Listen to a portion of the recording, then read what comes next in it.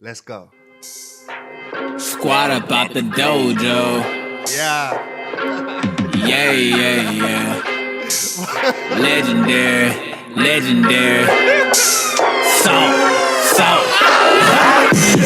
Saute. Shout out to Hokage.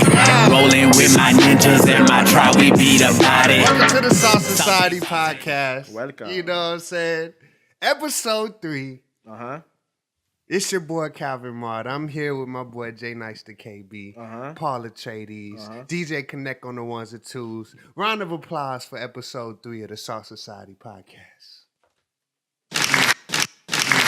Yeah, you know what I'm saying? It would be authentic if it wasn't choppy. If it wasn't choppy, it ain't authentic, bro. That's how you know you with the Salt gang when it's chopped up like that.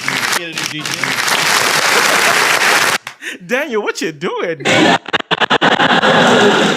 What you doing, Daniel? Daniel, what you doing? Dan is the man. That is loud as heck, bro.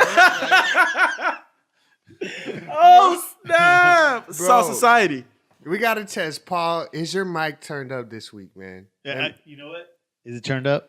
All right, you just got to. Yeah, it's turned up for you. It's turned up. Ezekiel 25:17. Yo, this is one of my favorite quotes, bro. And I will strike down upon thee with furious anger, and you will know. Is that the one we was talking about the booty mongers? Like the No. It's from Pulp Fiction, bro. Fiction. Oh, Right before. Did I break your concentration? I don't need a headset, but I can hear it perfect. That's a fact, bro. bro, we're gonna have to. Connect came in with bad ad libs for today, bro. He was ready. He came for the war today. He was like, "You don't like Trump? You're gonna hear these sound effects." So what is good, guys? People, listen. We're the S.A.L.T Society podcast. Bro, I'm already sweating. Listen, You lost guys. your hat, Listen. man. S.A.L.T Society podcast, episode 3.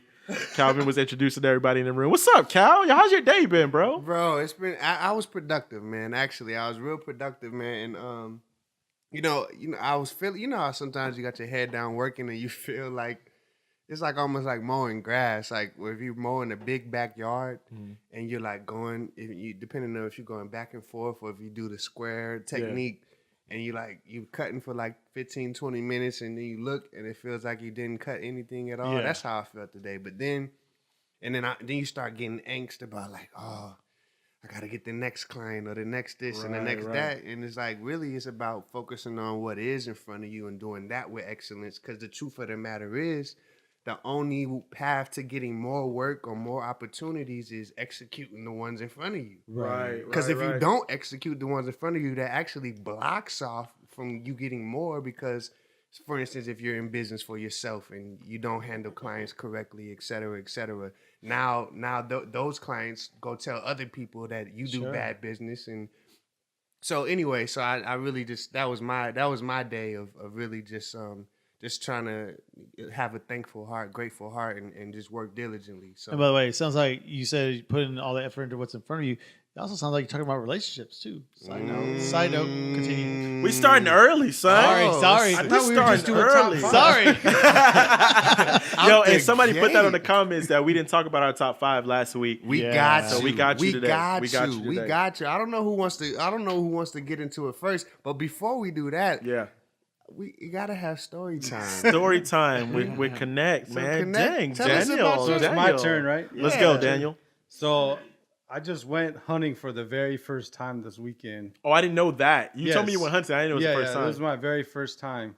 So bring the kids. Make sure you fast forward if you got kids, or go to the next one because it's not exactly the. Yo, we got to keep saying that because my mom got on me about the content on this podcast, bro. What's she saying? We'll talk about it after he tells the story. We'll talk about it after he tells the So story. I learned a new phrase today. First, I'm gonna tell you the new phrase is called dirt twerk. Dirt twerk Oh man, Dirt bro. twerk. with 2 E's. Bro, All right, this so- sounds like like the bad. human rights people are about So- to come. And Bro, sanitation. I- And sanitation. Bro, our list keeps growing, bro. Yes, bro. We're gonna offend just about every group. Pete out about there. to come for your life, bro. Pete about to come for you. So dirt twerk. So my boy Chad Davis, if you guys check him up on Facebook, he has an outdoor show and blah blah blah.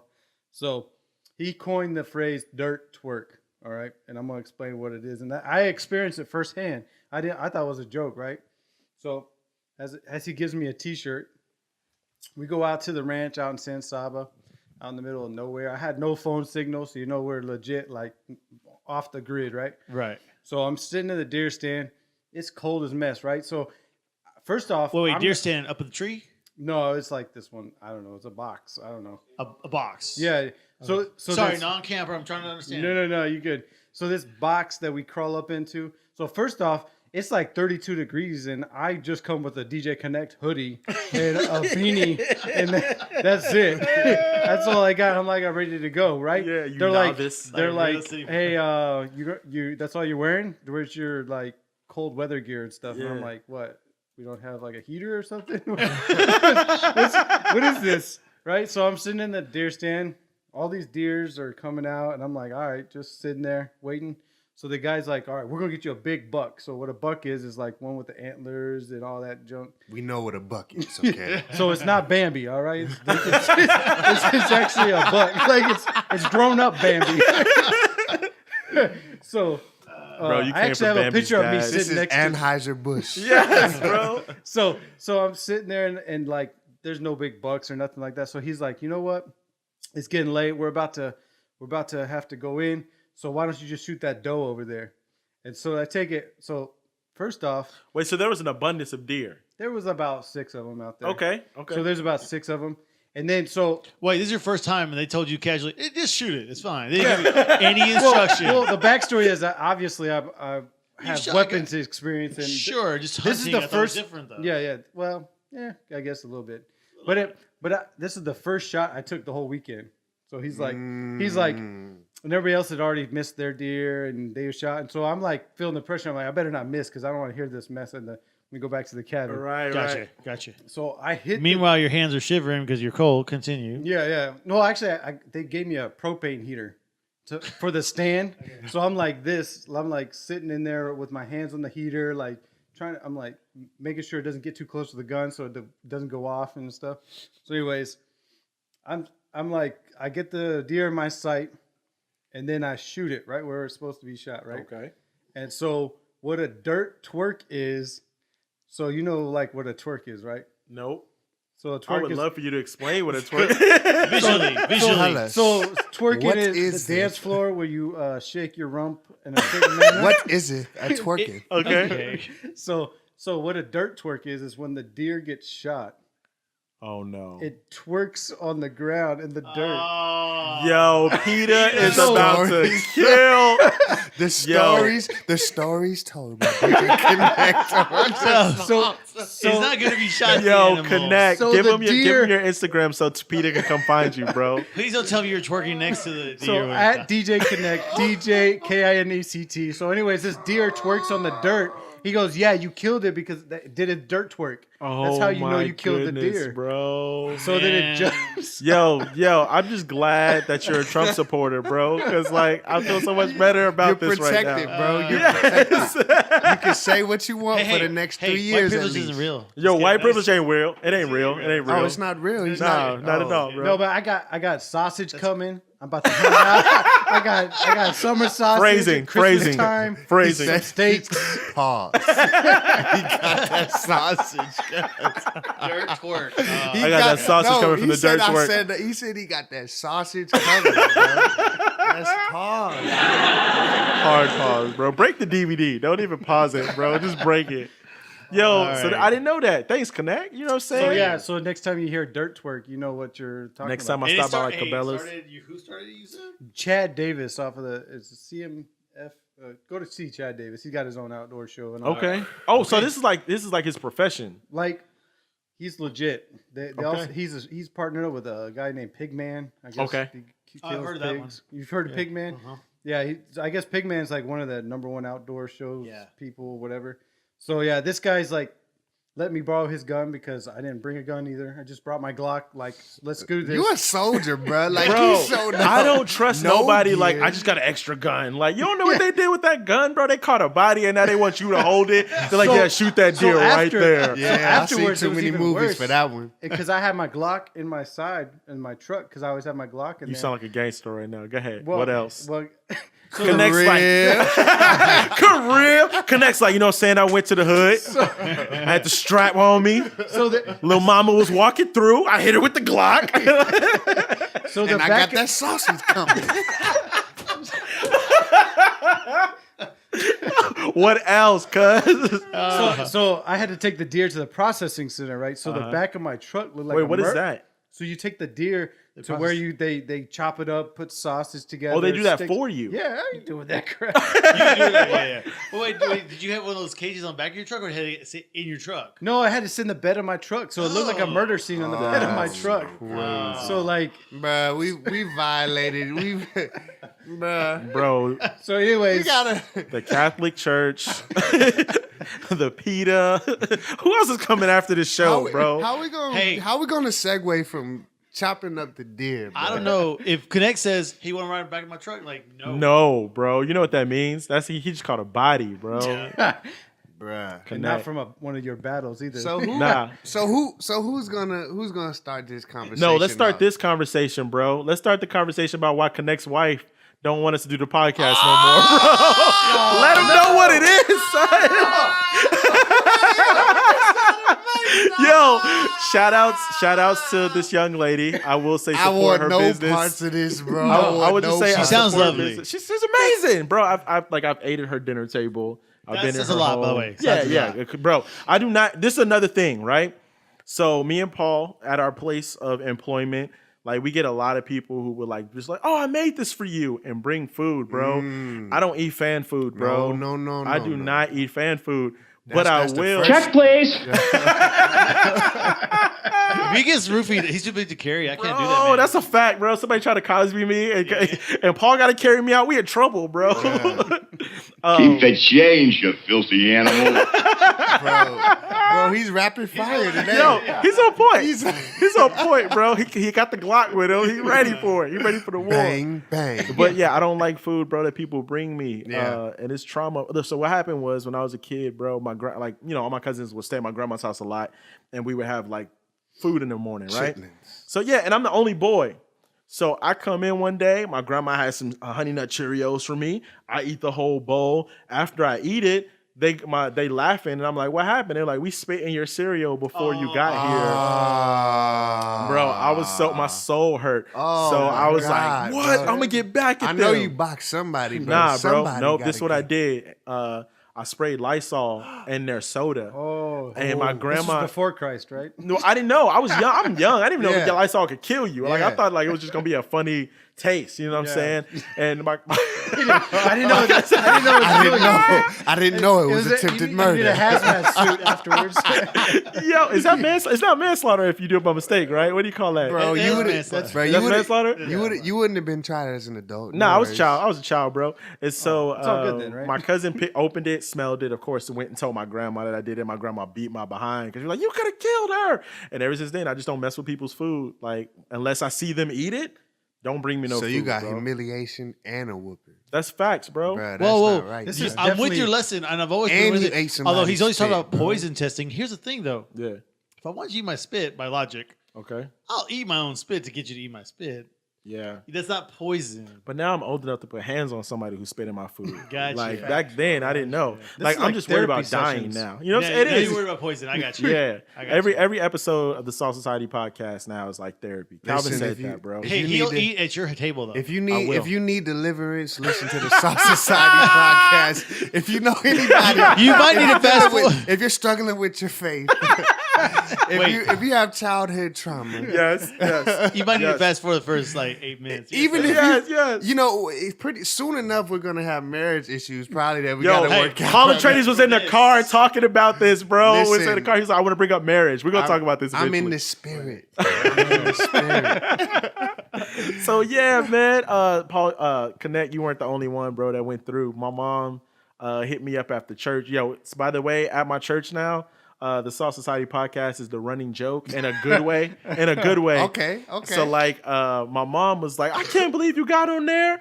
and was telling everybody business on the podcast, yo. Like, and I was like, what? She was like, you can't be up there saying that stuff. And I think the problem is like my mom's co-laborers in ministry are starting to acknowledge me Right. as an artist, and so like they're calling me out to their events. Right. And so my mom thought she was gonna hear like some crazy on the podcast or whatever. So she said, I was like, what did I say that was like unholy or like that was crazy? She's like, you kept saying butt naked women. They should be butt naked. They were naked though, bro. We start off the first episode First episode, bro. just like that. And they weren't like, you know what I'm saying? They weren't regular naked. Butt naked. Why are you trying to seduce me when you say They that? shouldn't have naked shoulders. That's She a had fact. naked That's a butt. fact. And then my mom's and so my pops was like, my mom was like, you keep talking about telling everybody business. And so later on in the restaurant, right, we go to Cracker Barrel after church. And so we sitting down Bro, and we eating. Cracker Barrel, that's a joke in itself, bro. my Yo, that's hilarious, bro. Like, Hey, little racism for some good food. bro, I took my Those, white wife. those biscuits are fire, though, bro. Right, bro. But when Yeah, you never step like- in there, it's like Hey, walking see, I in the think it's about the hash brown. 1930, Yeah. bro. That is a fact, bro. Any place you can get How breakfast about the hash anytime. brown casserole? The hash brown casserole is delicious, bro. I do feel like I'm out of place every time I go Every on Cracker Barrel, time, bro. You just It's happen like a to be time the warp. only black family that No, walks no, it wasn't. Not on Sunday, Oh, bro. yeah, Not on yeah. Sunday. It was nothing but them and, you know, our Hispanic brothers and sisters, bro. But we went to Cracker Barrel one night. My pops orders like the chicken biscuits and the French fries, and like everybody in the room knows, but the listeners don't know that my pop is on like a diet because of his health. Right. And so my pop says prayer over the food or whatever, and he was like, Lord, and thank you for this food. And my mom goes, and forgive him for ordering them French fries and that chicken. And my dad goes, ordering French fries ain't a sin. So my mom goes, you know you can't have French fries. My pops, no lie, no pause, no break, nothing. Goes, all right, keep messing with me. I'm gonna tell Jason more secrets to go tell on the Salt Society podcast. So now that's the new threat, bro. Like if my mom get out of line, my pops is like, I'm gonna tell Jay some secrets so he can talk about it on the podcast. Salt Society podcast, bro. We're gonna do it like Death Row Records. If you don't like your mama, all in the videos.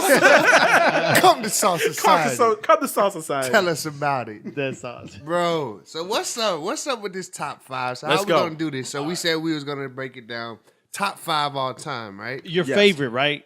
I did favorite. And Okay. Favorite I can work with. That saved me. I'll a lot tell of you how I grief 'cause came- I was like, Favorite trying I to- can work with because top Best 5 you could probably debate. because and yeah, move because on. I was gonna say top 5 to me because when I rank great rappers, I for me I don't just look only at skill set because I feel like agree. I look at skill set coupled with skill set, the music, then how that impacted the culture. Gotcha. And And we're I gonna feel like yes. I feel like I I feel like think of overall body of work.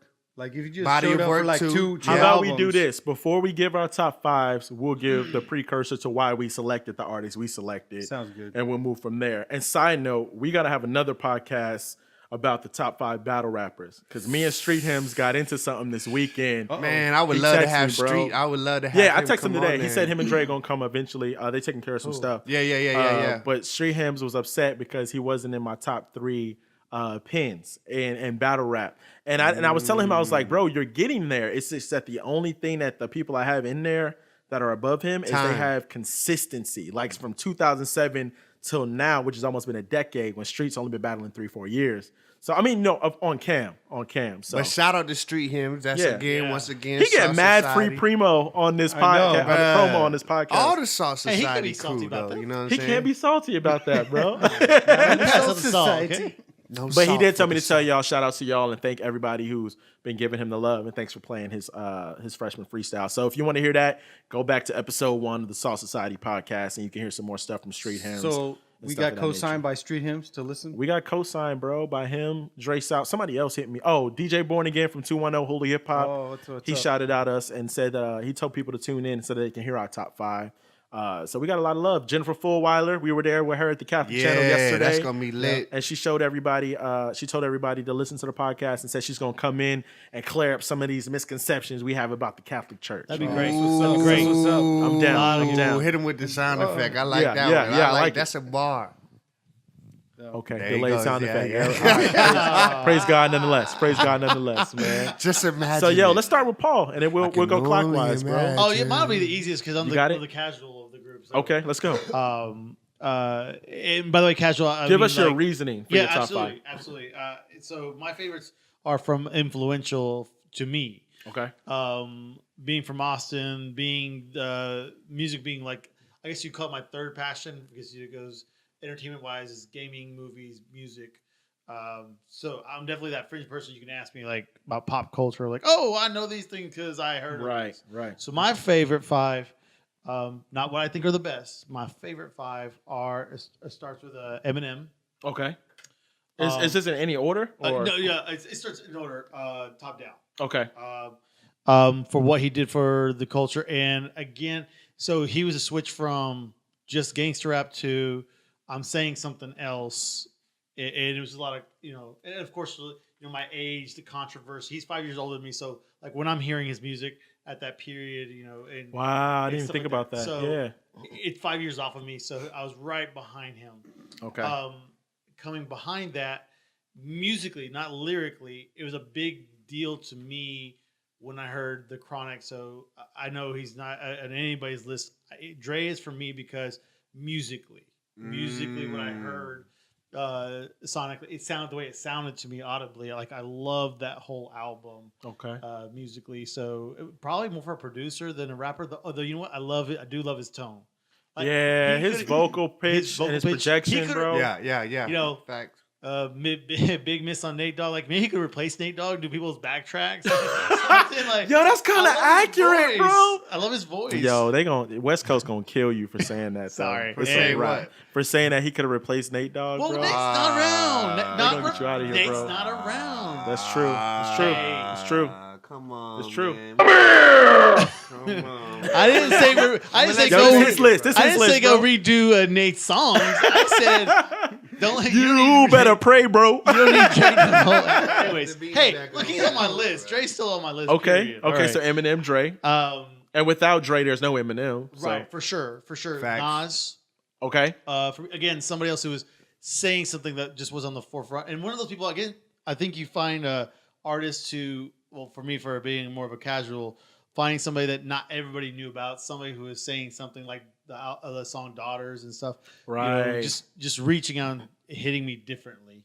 I think Strawberry Wine too is another one that a Yeah. lot of people don't Yeah, talk about. From absolutely. Nas. I think that's a country song though, right? What? Strawberry wine. No, it's no. Tennessee whiskey mentions Strawberry Wine. Yeah. Don't disrespect country, bro. I'm coming for your neck next time, Hey, y'all. we're This is gonna- the last time there is- country hey, is there going to is- be disrespected on this podcast. There actually bro. is a song called "Strawberry Wine." He's doing too much, bro. Yo. And then my last two easy ones, Biggie. Okay. It's got to be Biggie. Lyrically, loved everything. And I love his story, period. Yeah. And then Pac. Okay. Again, his poetic Yo, side of Pac's it. at the Plus, bottom of the we list. talk I about like this this endlessly. list. His Do not appease Jay his Nice's New York symbolism. roots. Like Pac understood imagery. Wait, Whenever stop he's- that, because I sorry. want you to break this down. Okay. He made me look at Pac in a way that I never did, and explain to me why Pac had a bigger influence on culture than Big did. And I'd like never. I argued to death that Big was a greater artist, but Paul helped me understand this. Paul, break down what you were talking about iconic Sure, looks and sure. stuff. Hey, So can we get a round of applause for Jay Nice being deliberate and finally realizing we've had so many conversations? Bro. I need a round of applause this time, really. Bro. then it might we just had be. these- Oh, I'm sorry. Did I break your concentration? Shout out to DJ Kinect. Another Dang, Pulp Fiction Daniel. reference. I like it. So yeah. Oh, So man. we're and this will be another topic for bigger later. Just right now we're talking about Pac specifically. Looking at him not just as an I artist. still didn't get the applause. He still did it, bro. There's no applause. Pac, the greatest art, not the greatest. My apologies. The artists who are remembered have imagery because we tie imagery and symbolism mentally, Bro, he's- psychologically. So when I say Tupac, you immediately have an image of what he looks like. Yeah. When I say Elvis, you have an image. When I say Michael Jackson, you have an image where Biggie didn't separate himself with an image. Like those of us who are fans, we can see his face. There wasn't anything about his presentation that made him stand out from the crowd. I could wear his jacket. I could wear his pants. I mean, Right. big on me. And like nobody tries to dress like Big now. Nobody's wearing the Coogee sweaters, but like everybody's still doing the bandanas. and the nose ring and Yeah. taking your shirt off with the tattoos everywhere. Like, So the imagery was important. He understood. Facts, bro. He Yeah. understood that, so that's what helped him. Again, like when I say Elvis, you have an image immediately. So Yeah. even like you would, even though I'm not a fan of, you would say like Lil Wayne, he has an image, so Right, it right. ties it together. Kanye too, And definitely influenced heavily by Pac. Yes, absolutely, very much. absolutely. So those are my There's five. a couple those are my easy CHH. five. There's a couple CHH that are heavily influenced by Pac. But if you watch, tell. what you call his whole presentation, Cannon. Yeah, I was gonna Cannon's say his whole name, too. presentation is Pac, It's bro. important. It's Yeah. important. So let me pass off to He's a little bit quicker. We're gonna go to Tupac. Connect. We're gonna go to Even Connect. yeah. Lecrae, Lecrae. So Yeah. that's a Lecrae casual, said it. guys. Look at Nah, that was a hip-hop good from list. outside. I'm not mad at that was list. So The only thing I would so question say is that Dre. list- So say that list one more time, Paul. Okay, so for me it's M, Dre, and maybe what Dre's up for the culture more than his rap himself. Musically, again, I love his music. Nas, Biggie, and Pac. Yo, I think we should get everybody's list and see who made every list, and we can come up with the top 5 Oh, that'd be Song interesting. Society list. like, collectively. So what's So- up, Connect? Connect, you gonna give us Christian hip hop too, right? Yeah. I'm gonna All right, be let's go. Christian. What, bro? I feel like that's There's just a certain- whole separate there's- conversation. There's certain people in the Christians. Do we consider that anymore? Or I don't know. We'll talk about it. We'll talk about it. So my list is basically what my favorite and what I deem as like the most influential, not just in their own art. He's got based notes. on. Yeah, I got some notes. I like it. You know, and then it was a very tough list for me because each period of my life I have a different Right. top. So That's it's why like- my list was hard to come up with because Facts. of every part of my life it transitioned. So what I try That's to do facts. is take a different part of each of my life and get the top one of that Gotcha. area. in my I life. like it. I like it it. a So lot. you know what I'm saying? I like it So a lot. like that's and I've been listening to hip hop since I was a Since little it was wee little kid. crib. So my I have a couple honorary. Okay. too. So do I. So do I. So you're gonna So look. basically, y'all breaking 5. Y'all breaking 5. So basically, I have a hard West Coast influence because when I was Okay. coming up, I lived near the West Coast, and then I listened to a lot of West Coast, and then like towards my adulthood, I started listening to that Atlanta stuff and more East Coast and stuff like that. So my top, I had Dre on the top one. Really? Dre made the list twice. So That caught me off guard. I did not expect that. So Well, part he's of, at West Coast, right? part of that is because I love his solo work, Number and I one? also enjoy how many people that he's brought up as well. Are you doing your list from the greatest to your least on the top 5? Or are you doing them just no did particular it what order? popped in my head at first. So, Okay. Okay. So I You guess, went with your intuition. I yeah, like it. it I could like be it. just Trust it. any. Dre made the list twice. All right. Yeah. But I really I love. I can't listen to it anymore. But some of his stuff is like the Chronic and stuff like Yeah. that. It's 2001. I mean, Doesn't hold up. some of my favorite Some is great. tracks are on there. Right. And then he's influenced Snoop. I mean, Eminem. Everybody. He still has an influence to this day with different artists. That's true. That's So- true. And then my next one was Tupac. Okay. Tupac. I mean, Yo, are you just gonna say the whole Death Row roster, bro? Is that where we going right now? I told you it was a heavy influence. Okay, bro. I Go told you it ahead. was Go a ahead, heavy King. Go influence. ahead. This is the So- third. So Tupac, you pretty much stole all my stuff. I'm not going to go into that. Hey, but y'all are closer in age too, so it like the Yeah, that same. might be Y'all would some have of the it. same Yeah, that might influencers. have that same way. And then my next was KRS-One. That caught me off guard. I like that one. KRS-One, by far, Did you say who? KRS-One. I said, ooh. He said, "Ooh." Oh, I thought he said who. No, He's no, not you're that right. ignorant, but behold you, therefore, brethren, that you would not be ignorant by the mercies of God. I was that was about the conversation. Was Yo, going this is gonna be Paul's last episode of the podcast. KRS-One, Signing off. unplug his mic. Unplug his mic. So KRS-One, like, to me, lyrically is just a genius in my opinion. Right. Like with his history that he puts in his stuff, like his culture, Right. like he reaches beyond like the world. Like it's just really impactful to me.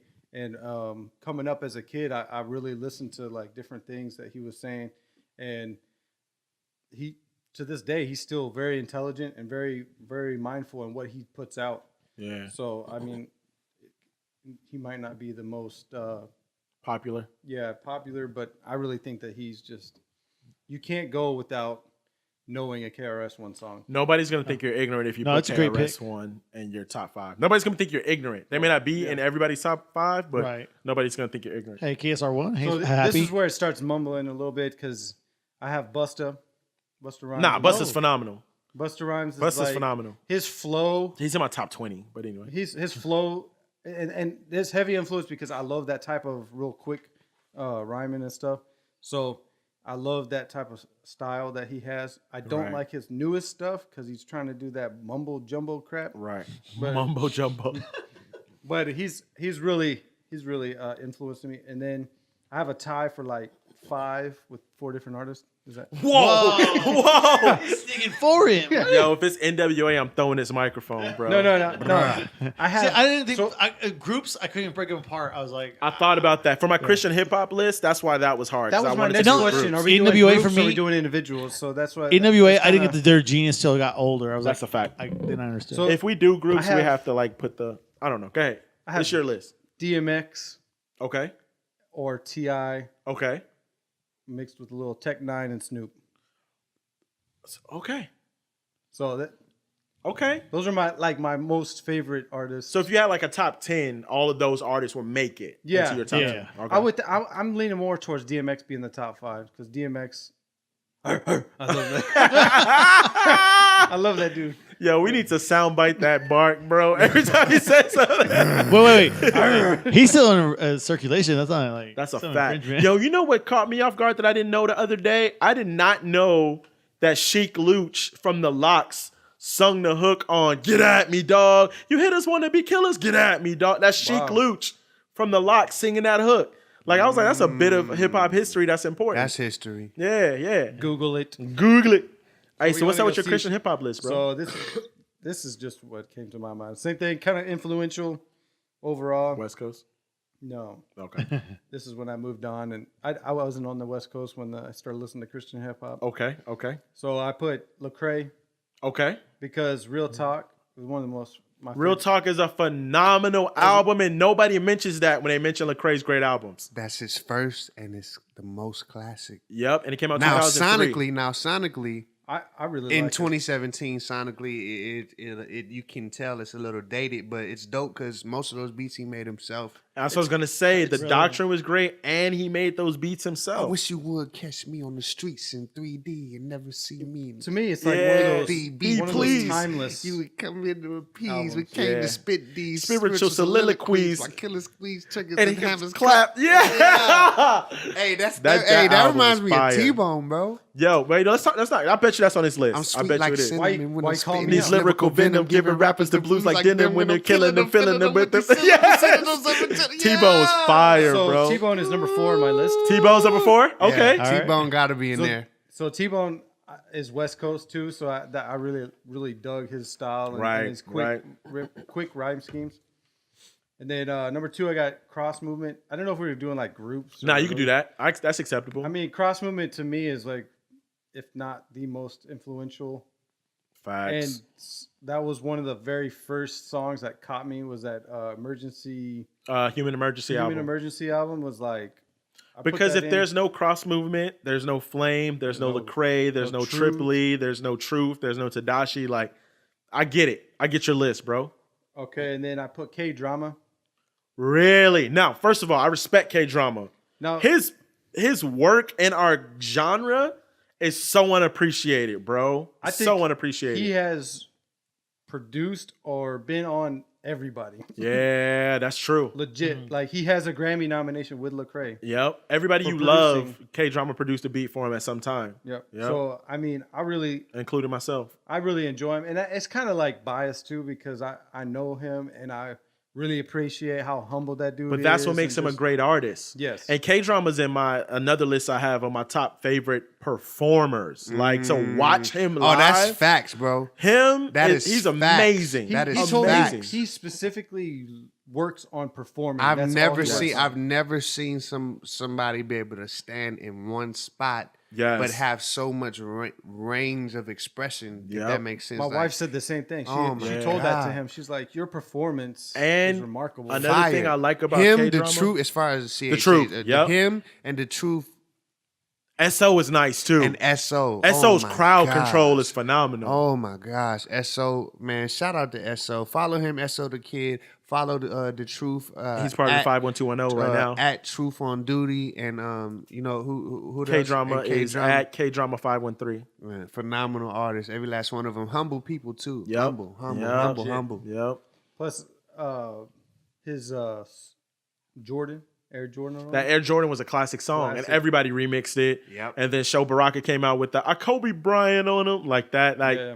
I remember being at South by when he performed that, and the way the crowd responded. Yeah, everybody loves that. Was song. phenomenal. To this day, they still like all do the same movements. And on Kingdom Builders Radio, when I was doing that, he's my second most listened to radio interview like that I've ever had. Brian Trejo's number one because that joint is still getting views. But he had my favorite interview that I've ever follow done. Kingdom Builders Radio. Go follow Kingdom Builders Radio, man. KingdomBuildersMusic.com. But I think that K drama is one of the most underappreciated, underrated. I agree. You know, just listening here, this isn't as rowdy as you thought it was going to be. It's just might be jinxing it. Yeah. It's going pretty peacefully. Yeah. I thought it was gonna be drama. No, it's not so Well, far. Pretty good my so last far. one. My Here we last go. one's like my most recent favorite one. If you say KJ52, bro. no. It's Okay. Whew. triple three, man. That I haven't heard all of his music yet. That dude is legit. He showed me his new album, and you guys need to go get it. Wait, bro, you got somebody with a new album in your top 5? Well, it hasn't, Bro. It hasn't dropped yet. Wait, so he doesn't even have an album? No, he has peep- an album. Peep that no one in Salt is even nowhere near. Yo, his that's top, true, bro. Look, that my other No one in caveat. Salt is Nah, even bro. like- Nah, no, bro. he can't clean Yeah, it he up. can't clean that up. my He other can't clean that caveat. up. I was He can't waiting. clean it up, bro. other caveat. Hit yourself with the sound effect, bro. With the Mortal No Salt members made Kinect's top No, 5 list. So here's the reason why I didn't put any Salt members in there. Nah, cuz. Because I didn't want it to be a biased list. Because literally, Okay. You said it was biased. Though. You said you had bias in there. You for know the what I word. mean? Like, come on now. It's like Thanks, Paul. my I'm just most. listening. Hey, I'm If we had my most listened to list, it would be all Salt members. Okay. Okay. So you listen to it, you just don't. Appreciate it. Yeah. Just kidding. That's what's up. That's what's up. Thanks for the consolation. Wait. Am I the biggest Salt fan here? Thanks for the No. participation award. No, bro. Like literally, y'all would be the top. No, it's good, bro. Oh, you can't It's hear like it? cable. Nah, you That good. cable. No, that's fine. That's fine. We good. Let's go. But no, I was thinking about that. I was like, should I put Calvin Martyr or Dre or Right. this guy named Jay Nice? Yeah, I took Jay off mine. Yeah. I just figured, like you said, growing up, this is my list. Yeah. Right. 'Cause I just And that was figured the out other thing is that sound as versus growing hip-hop. up, that's what I put down mostly, and I only put one new cat on there, and Ooh. like Do you think Christian hip hop could have survived when NWA was just breaking out on the scene like the hip hop movement was just hitting? Well, when NWA dropped their first project, the first Christian hip hop album released at the same time. Yeah. That was the first nationally distributed project was When what? 86. So when NWA released, Right. Delight their put out a album. new old school mix with the. Shout outs to DJ Delight, man. DJ Delight. Huge shout out to DJ Delight. He put a new mix out with all the old cats for the '86 and all that. Oh, that's dope. Shout out to DJ Delight. It's DJ Delight 512 if you want to follow him on Instagram, Twitter, and all that stuff. So who was the first album nationally distributed? The dude's, I think his name is like Rev Rap. Oh. And it was released 85, excuse me. And so that happened, and then there's another His name cat. was Rev kind of Rap. gimmicky. Rev Rap. Yeah, Rev Rap. Yes, he literally was just rapping. He was a the reverend, scriptures. yeah. He was making the scriptures rap. So he and tried. I think it released on Columbia. If I'm Yeah, right. no bars, all scripture. It wasn't what it is now. Because when you tell the truth, it ain't gotta rhyme. Yo, that's lit. Do you have any more for your list, Kinect? Well, I have like the top Texas ones, and Oh, you have your top 5 Man, that's Texas? too much, cuz. No, I broke mine down, but mine is way quicker. But though. yeah, but that's basically my top 5. It's a great list. I like it. I'm not hating on it, bro. I don't hate it so far. Sorry. Except for the fact there's no salt. Your number members. 5, 6, 7, No 8, salt 9 of your members, first list confused me. I was glad you articulated that. Thank you. Right. You talking about 5 through 10? Yeah. All Kyle, right. what it do, bro? So, Educate me. I know what his are. number 1. Okay. You gonna say Pac or Wing? You already know it's Pac. Come on, bro. Out the gate, Out bro. the gate, Out man. the it. gate. Come on, man. I like but, it. But You why? ready? But Please. like, I mean, who have we seen? What artists has there been?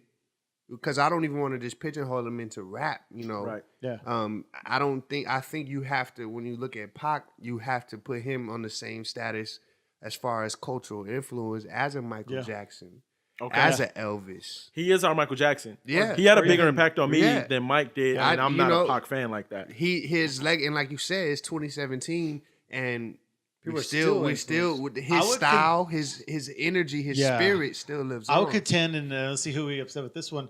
I would contend just with you saying it like that. And again, we're talking about people who die early and they become this legend. Mm-hmm. I'd say he was even a bigger influence than Kurt Cobain Mm. because he had more bodies and working more forms very, of art. very. I mean, Where Yeah. Cobain was that can definitely be ultimate. debated, That bro. can be Because argued, not bro. just his music, because not Yeah. only the music he gave us while he was here, 14 posthumous albums, and we don't Yeah. even know if there's anything else in the vault. Yeah. Yeah. Then the movies and how much more.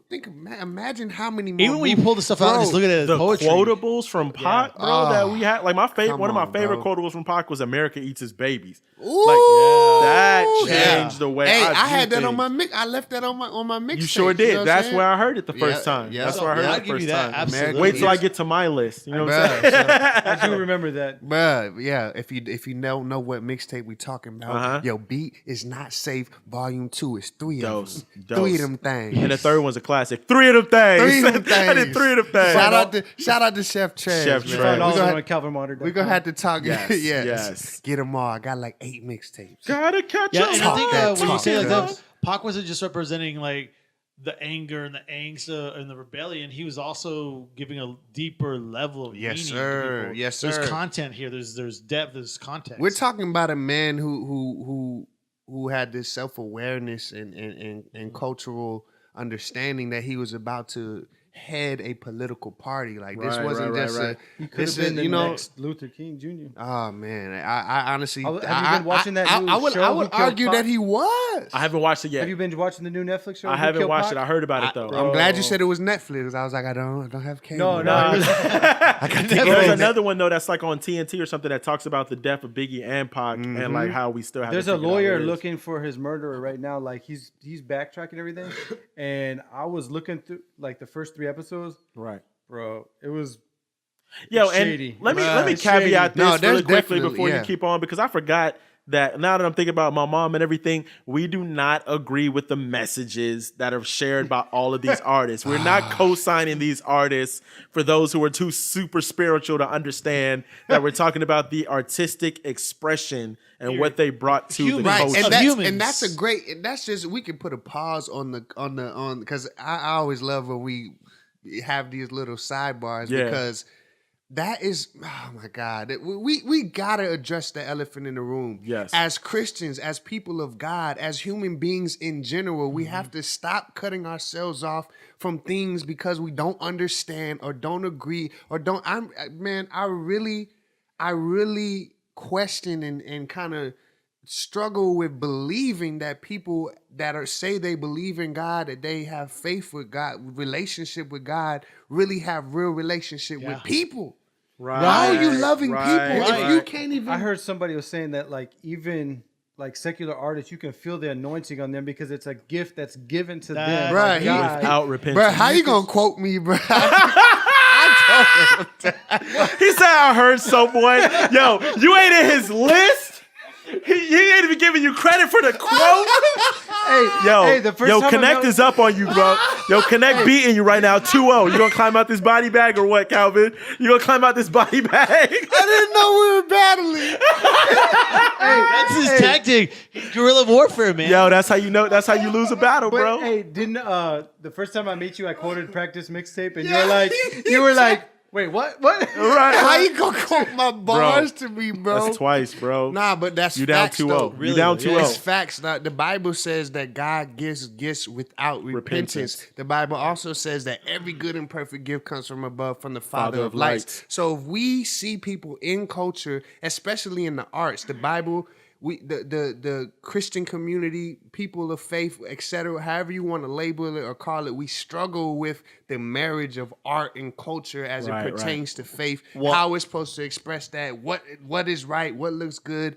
we have to be able to, and I want No, I get you. we have to be able to appreciate the gift Right. that came from God that is in people, and we have to even be able to have. I'm not saying this is for everybody. I don't ride around listening to quote unquote secular music because.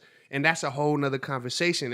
Just to give a snippet of, I'm working on a book right now, and I have a whole chapter dedicated to this topic about music. Right. And for me, there's 3 categories of music. You have spiritual, you have secular, you know, or you could say you have sacred, right? You have secular, and then you have sinful. Right. Right. There's a different, but what we've done is make everything secular sinful, and that's not true. Also, bro, I think too, like, because I know for the sake of the time on the podcast, me and you had this conversation and we recorded it.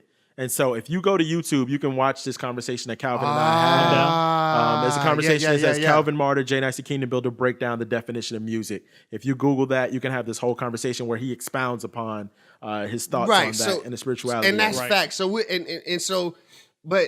so to your point, and I want you to say what you were saying though, because I don't want you to lose your thought. Though. No, for real. Oh, okay.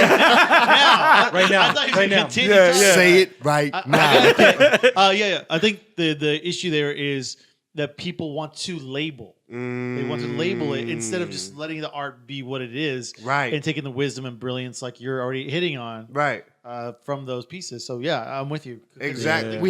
We got to be able to appreciate the art because at the end of the day, people that we're talking about the word a lot today, huh? That's it says fact, out of the abundance of the heart, the mouth speaks. So if we really care about reaching people and trying to understand where they are and really be able to encourage them the right way, like we're like God, open their hearts. God, show us how we can reach them. Like, why don't you just go give a listen to their music? Bro, let's talk about spiritually. When Christ walked up on the demoniac, they spoke to Christ. You don't have to like tell somebody who they are or like immediately say. They will speak and tell you what issues they're having and they're dealing with if you create the platform for them to do so.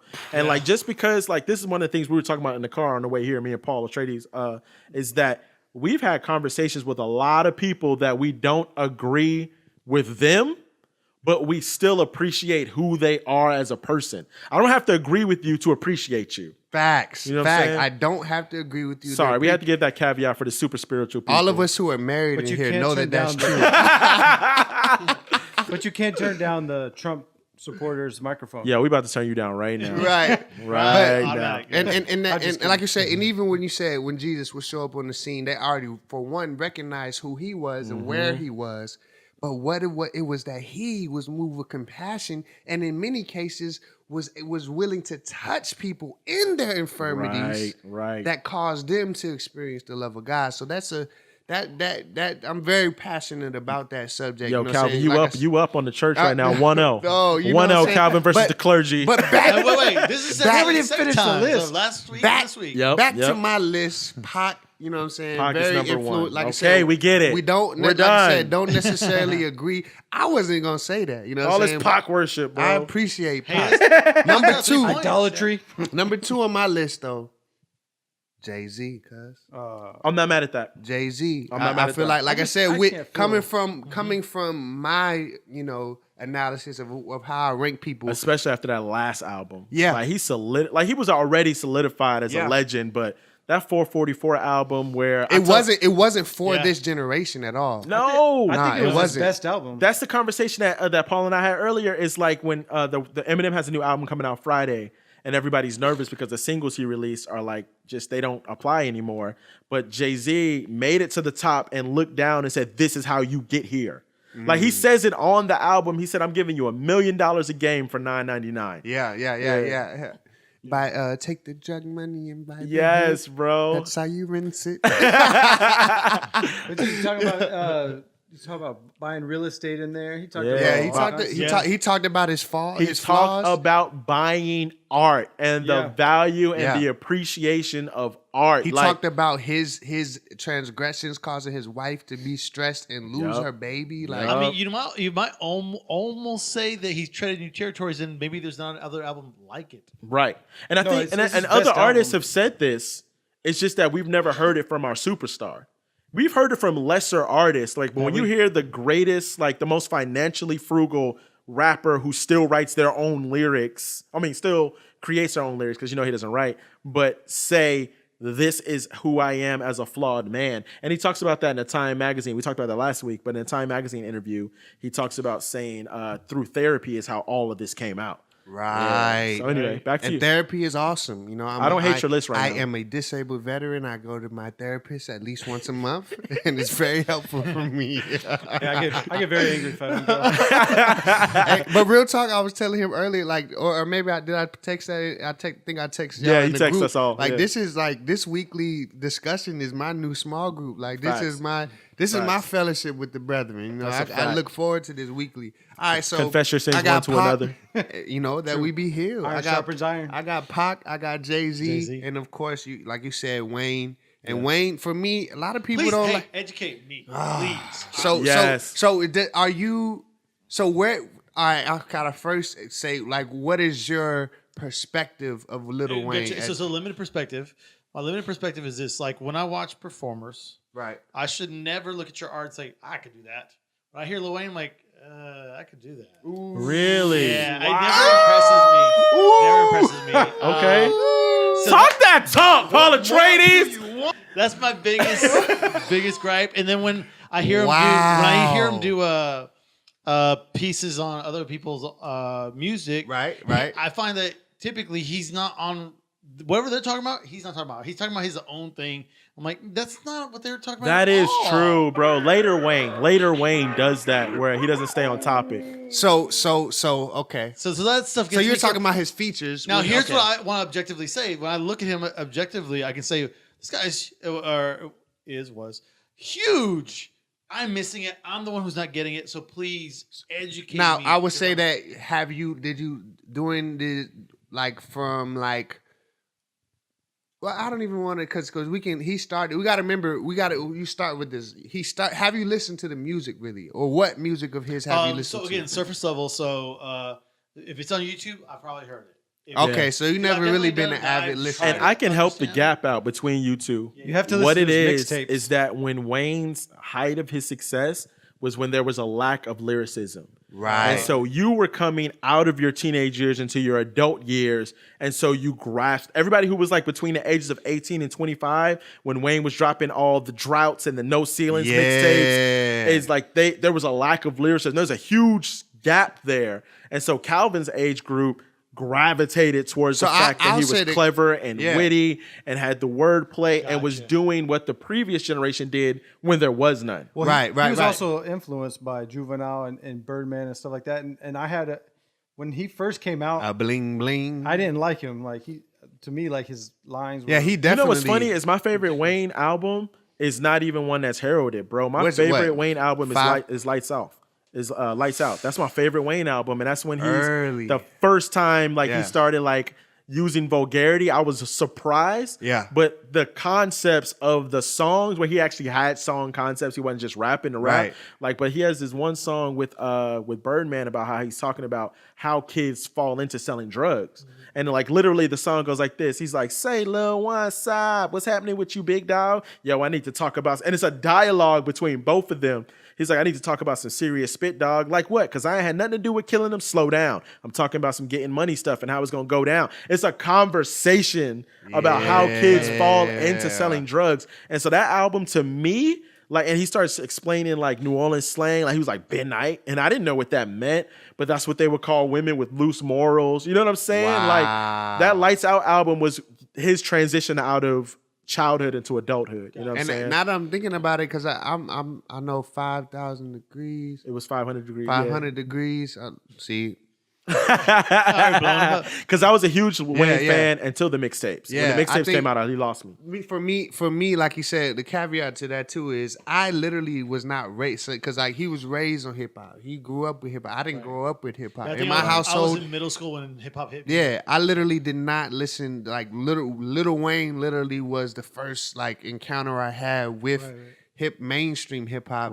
As far as like Christian hip hop, it was I got a CD. But it was. You about to get to your Christian hip hop list? You want to wait? No, yeah. I'm not gonna. But so It was Lil Wayne. It was my senior year in high school. I won't forget. I was 17. I graduated So you at heard 17. nothing like this before? Never heard Makes it. sense. Drought 3 was the first mixtape I heard. And that was Wow. one of his, that's one of his, to this day, one of his, might possibly. And for him, that was like 8 projects in. So you Yeah. caught like his 8th project Drought and 3, changed your Drought life. 3 was like my, like, it was like, what is this? Like Yeah. the lyricism, the bars, the wittiness, like it was crazy for me, you know what I'm saying? And then I would say I think like after going back and becoming a student of hip hop as a general and especially as a fan of Wayne, I think like if you listen to, I say you gotta listen to Carter 2. I don't know if you listen to the Carter 2. Like so I would say if you listen to Carter 2, probably Dedication 2. Okay. And a lot of people like Carter 3 and Carter 4. I'll tell you what, though, they have to be listened to in its time. Because, like, so for me, like, Carter okay. 2 is timeless, though. But here we go. It's talk about timeless timeless later. if you Let's talk about caught timeless it later. when it came out. Because this is what happened with me. I went into a period where I specifically just stopped listening to secular music, period. Facts, me too. So for Me 4 too. or 5 years, all I listened to was Christian hip hop. And then I went back to hear what everybody was talking about Wayne, and I didn't get it. Right, and Wayne and what Wayne now, like you said, new Wayne, because there was a period for me. So it was about it was about a year or so before I got out the military. Excuse me, before I got out the military, and like God was really dealing with me. And so what I had done, this was back when there was LimeWire and stuff. So Right. I used to. So when I say I became a student, I literally was downloading discographies of people. So I had at one point, You went from no rap to everything. Man, I had like every underground Eminem radio freestyle and all his stuff, all 50 Cent stuff, all Jay-Z stuff. Bro, can I brag on you for a second? Like, I'm just gonna brag on you for like one thing I love about Calvin. If he's uneducated about something, he dives into it until he masters it. Like it's not like, like, oh, I like rap a little bit, I might check that out again later. Like if Calvin enjoys some bit of wisdom, some bit of art, he will dive into it for months on end. It becomes that healthy obsessive. Yes, until he gets a full comprehension of it, and then he dials back and he's able to utilize it for whatever his navigation through life is. Yeah, So, shout out to you, young brother. That's fact. So at one point it was like 60 gigs, 70 gigs of music that I had compiled, but it was like he said, had gone, and it was like I was like, all right, you have a good understanding of, you need to let this go, because there comes a point, and that's what we talk about when I say the sacred, the secular, and then there's the sinful. Mm-hmm. That's kind of why even to this day I don't listen, especially not the music that's, when I do, happen to get in the car and in the radio might slip on or whatever, the content of the music contradicts my faith confession, the life I'm trying to live. Much of the content of the music, the communication of their hearts, we don't agree. So query, I guess. So do you give it a listen and then you objectively like, nah, this isn't what I was. Yeah, right. I don't mind. Like it happens all the time. I'm on Facebook scrolling on the timeline, and they're like, oh my God, Nicki Minaj bodied or Remy bodied Nicki Minaj on their such and such on the Ether freestyle. Right. Ether's a classic beat. I gotta. Right. So I tune in and I'm like, that's cool. And also I am informed a lot from the things that I listen to. So mostly I listen to a lot daily. I listen to podcasts. I listen to interviews, Breakfast Club, Hot 97, whatever. Dick Gregory. I love I listen to. That's how I consume information, and so I might hear artists talk about this and talk about that. So anyway, so Wayne. Okay, that's a strong top 3. Jay-Z, Wayne. Gotcha. Thank you. Then I got Biggie in there. Biggie in there. You better. I definitely got Biggie in there at number 4, even though we only had only one person put Biggie on the list. Go ahead. Yeah, I know, right? I was even nervous. though he only had the 2, I feel like I feel like his albums, bro. No, he did. He did. If you think about the fact that he wrote everything for Junior Mafia, he wrote everything for Lil Kim, He had Ready to Die, Now, Life Kim- After now, Death, I was and just- Born ready. Again. Hold And on. Born Again. I That's was 5 just, albums. I was just listening to it. I just was watching a Little Kim interview. She said she was writing her own bars. Bro. Yeah, after he she passed, said he was bro. constructing a few. All right, bro. He said, but I. Would feel you know who though. Lil Kim was without Biggie? Not at all. All right, not cool, at all. cool. I thought Puff Daddy found her. Nah, bro. He made her. No way, Biggie found Puff. He made her image. I'll say, and for me, Four. number 5 for me is 50, bro. Nah, 50 got a classic album. I got 50 on there, bro. 50 got a He's got class. one. He got one classic, but No, he's got hey, hits. hold on. I You think The Massacre's a classic? Bro, the Massacre, bro. When it came I out, think it wasn't impacted- as fire as it Get impact- Rich or Die right, Trying. right. But Passion. hey, yeah. but We're passionate about music. because I'll never forget. Shout out to my boy DJ from high school. You know what I'm saying, man. I'll never forget we used to ride in his '87 Honda Civic, and we had that Massacre. You know what I'm Ain't saying? it funny how music takes you back like that? Oh my gosh, Yeah, it's well. So, That's why So, I it can't was a listen to some of letdown. it. I will say though, after many, like after songs like that, definitely there was no way really that he was gonna ever be able to match Bro, Get Rich or let me Die tell Trying. you- Like that was his whole. Let me tell life. you the impact of Get Rich or Die Trying. Like, imagine this, right? I'm from New York.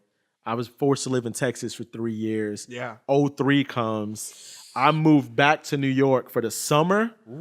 Every car, every taxi cab, every subway you get in, every house you go into, this album is playing on repeat over and over And it was over fire, again. though, bro. Music, when it's released in New York, when they get behind the artist, is way different than it is in the South. I said the same thing 'Cause when I moved to New York. Like 50 was, I think it was on the tail 50. end. That Yeah. Get Rich or Die Trying. that used to Get Rich hate or it, Die Trying album is phenomenal. Man, I used But to, you forget, and he had the greatest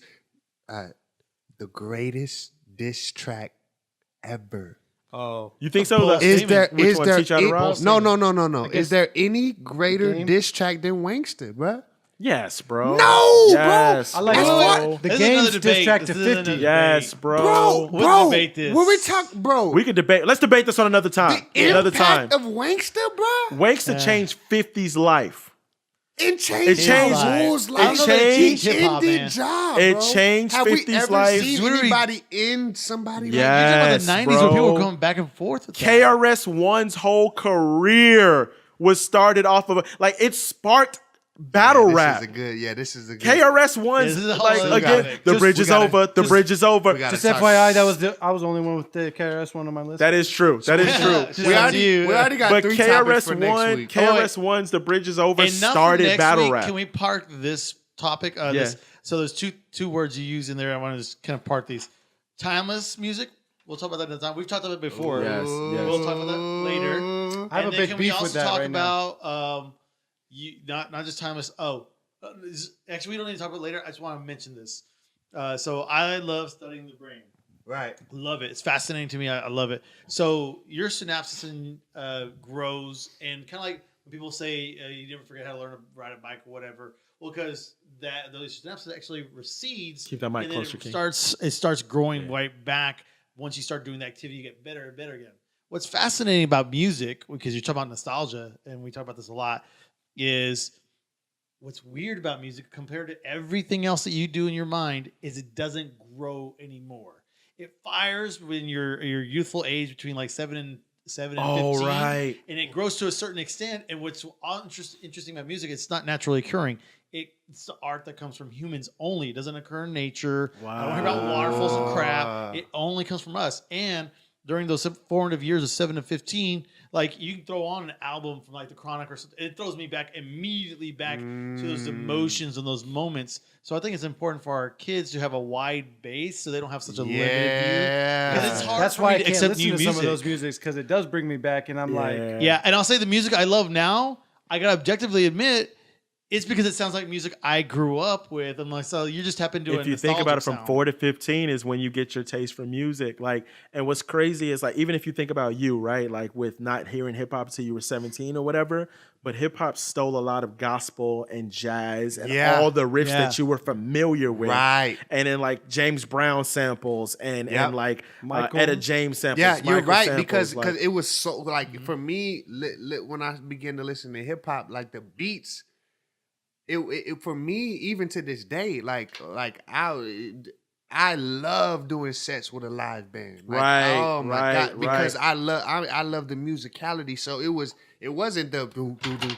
It was the melodies. It was the intricacies of when I would hear it, like even to this day, when I hear beats. When I like, and I'm not, again, like we know that Pac is not in my top 10 rap. No, maybe not in my top 10. Top 10? Not in my top 10. But I'm talking about who've been influential to me, right? But all time he's not top.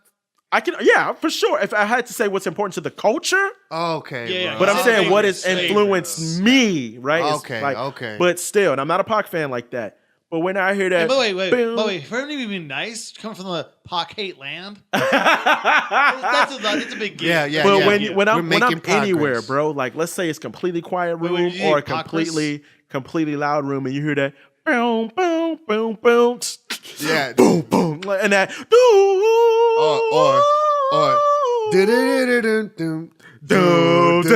yo, those melodies, bro, like phenomenal. Yeah. You know what it is right away. It's like not something that what's the song?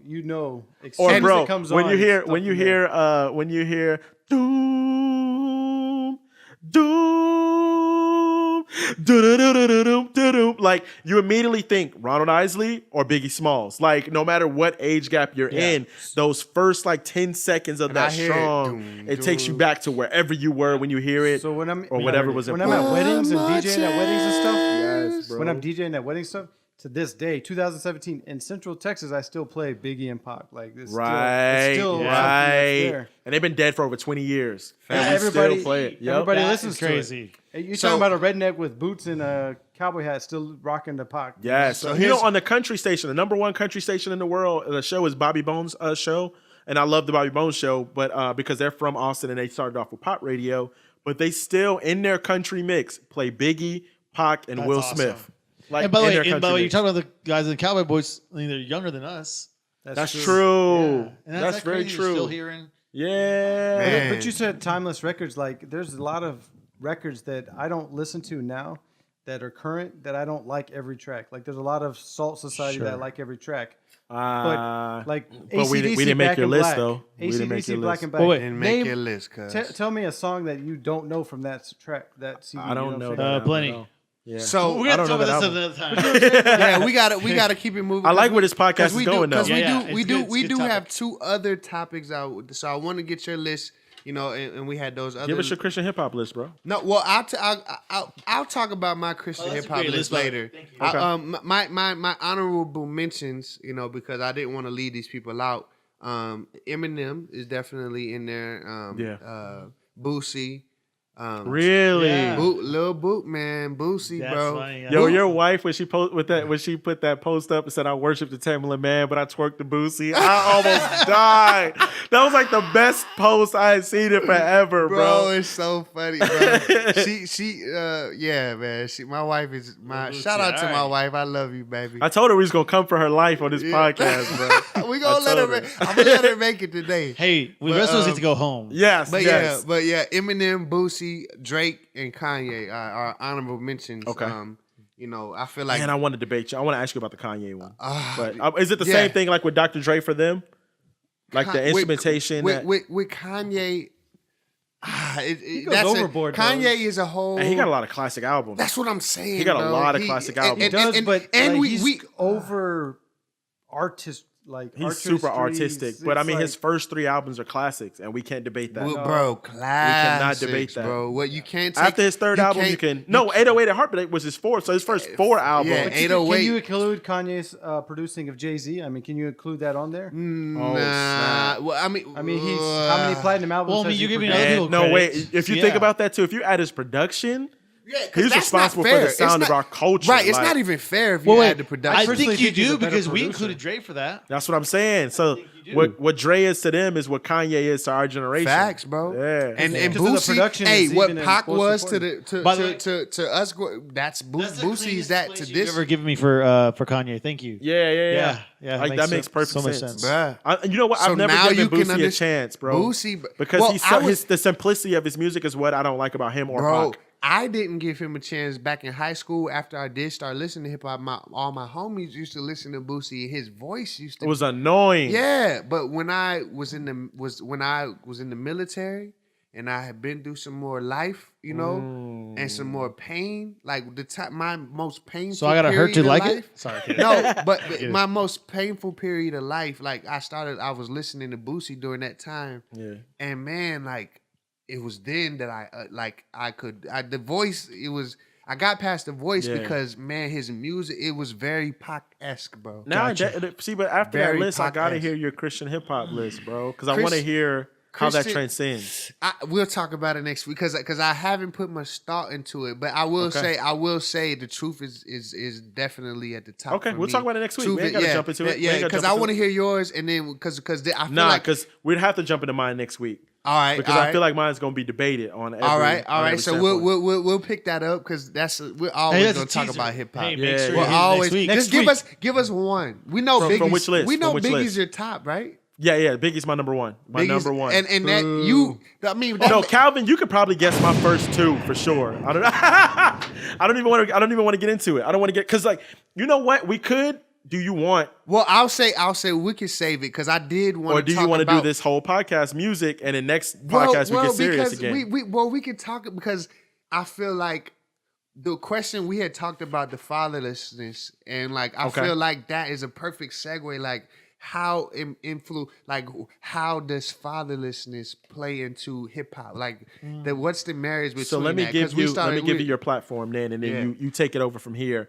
I was talking to I think it was either you, Paul, or it was Kaylin, but I was having this conversation about so when slaves were brought to America, and then they were divided and they were mated, and their culture was erased, and then we were finally given freedom. All of our cultural things that have been established was based off of the music of that time. And we got our culture regrouped and we created a new culture and formula, right?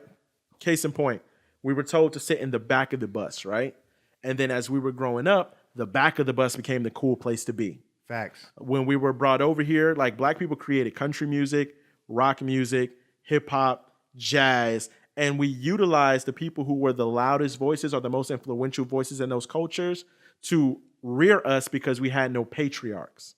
So the people who were creating like Pac is so big and so influential to so many people is because he taught them their manhood. And he gave them Pac was Masculinity, fathers. you're talking about Yes, hit Pac him was with the it, bro. father to so many people. Like of all races, like but any impoverished people group Yeah. that listens to hip hop, white, black, Hispanic, especially to the Mexicans. You think we love Pac? Bruh. The Hispanic culture? Hey, Brian Trejo, Brian T is the Yes. Christian Tupac. Yes, bro. All the West Coast guys, man. That's all. Yes, all bro. Like to the Hispanic culture, the Pac tattoos, like the quotes, they still wear the t-shirts. Like, But those are our cousins, bro. bro, we saw that. Did you see that video? No. Bro, I sent it to Paul's wife. There's a video, and I don't remember. Did you send it to me, Kinect, in Mexico? About how they talked about during the slave trade, the African slaves were in Mexico, and now they're finding out that their heritage is from Africa. Oh yes, I did see that video. Yeah, the Afro Mexicans. the Yeah, Afro-Mexicans. yeah. And so they're starting to learn some like of that the name. Yeah, Sorry, yeah. I like that name. They're starting to learn. I sent your wife the message and was like, tell your husband we're related. But it talks about how when we got over here, that the Mexican culture, how those slaves were stripped of their culture, and they just were like clinging on to a culture from the Spaniards, and now they're finding out they're doing a DNA test. My little sister said that she went to go check out her DNA, and they're finding a DNA test and finding which tribes, which nations they're from in Africa, going over there, learning the traditional dances and bringing them back to Mexico and teaching the African culture there. So this is all because our patriarchs were stripped from us. that we created our culture through music. And now we're talking about fatherlessness, which is what Calvin wanted to talk about. I just want to set you up, King. Go ahead, bro. I lobbed it. That was a lot, bro. And what you just said made me even just think about just how much of culture that we're connected to that we don't understand. Because even when we look at the transatlantic slave trade, right. Those slaves, they weren't brought directly. Like people think everybody was just brought straight to. It was all in Mississippi, bro. It was. We were brought up through Caribbeans and right. Then up and the through South Americas. Many of them were in north. Brazil, right? All right. that, then brought up through. So that's why I have the Belizean flag right here on the wall, because when we look at that. Thank you. We look at this flag and we see a darker shade, a lighter shade. Does that look like a Hispanic? And a black man. I was just gonna say that. And there's a ship. Look, there's a ship. Like there's history showing right there on this flag, because there's a reason why there's a all black. If you never heard about Belize, it is a country in Central America that exists right now in 2017. That is an all black English speaking country in Central America. You got to check it out. Yeah. Went down there this year, actually earlier this year, and it was just really an eye opener to see something. It was amazing to see a whole country of black people. Yo, forget a country, bro. When I pulled into your neighborhood, right, and I saw all of these black homeowners, sir. that, I've never seen that. I'm 32 years old. Culture's own blocks. Right. And if you talk about the massacre in Tulsa, Oklahoma, that I was educating Paul on earlier this year, where they had the Black Wall Street, where the whole community was black millionaires. Wow. That, you know what I'm saying, that exists, and we don't teach about this. We don't talk about it in school. Right. We don't talk about this, but how in the 20s, the story goes, Tulsa, Oklahoma had Black Wall Street, a neighborhood of black millionaires, right? Yep. Young black and boy. there's been many Black Wall Streets. That is a fact. Yes, sir. The Game owns a record label called Black Wall Street right now. Yep. But young black boys getting on the elevator. The elevator doesn't land even with the floor. He trips, falls on the white girl. The people who are watching thinks that he's attempting to rape the white girl and chase him into his neighborhood. So as he runs into his neighborhood, they lock themselves up in their $1 million homes while these people are trying to kill this young black male. They can't get in. So the people who lived in Oklahoma of Caucasian descent flew airplanes in the air, dropped gasoline out the planes on the tops of their buildings, and set their whole city on fire. And we don't talk about how many economies, because you hear people all the time be like, why don't y'all just go to school and get a job and work? Every time black people have tried to do that in the Americas. Facts, not just in America, in history. Well, I was saying through in Americas, but in history, yes. In history. Look at Trinidad, it gets too. in history. Trinidad and Tobago, In history. They're black Spanish speaking down in Trinidad. And so Puerto Rico. If you look at Puerto Rico, bro. Southern Puerto Ricans, yes, man. So the issue of fatherlessness I don't want to just pigeonhole it though just to the black community. Oh, totally we'll agree, just keep it in general. The issue of I'm fatherlessness black, is bliggity, what we bliggity, black. say loud. What more do you want from me? Yo, that is not the black man we want to play after we have this clip. Tyrese, no. Yo, that's funny.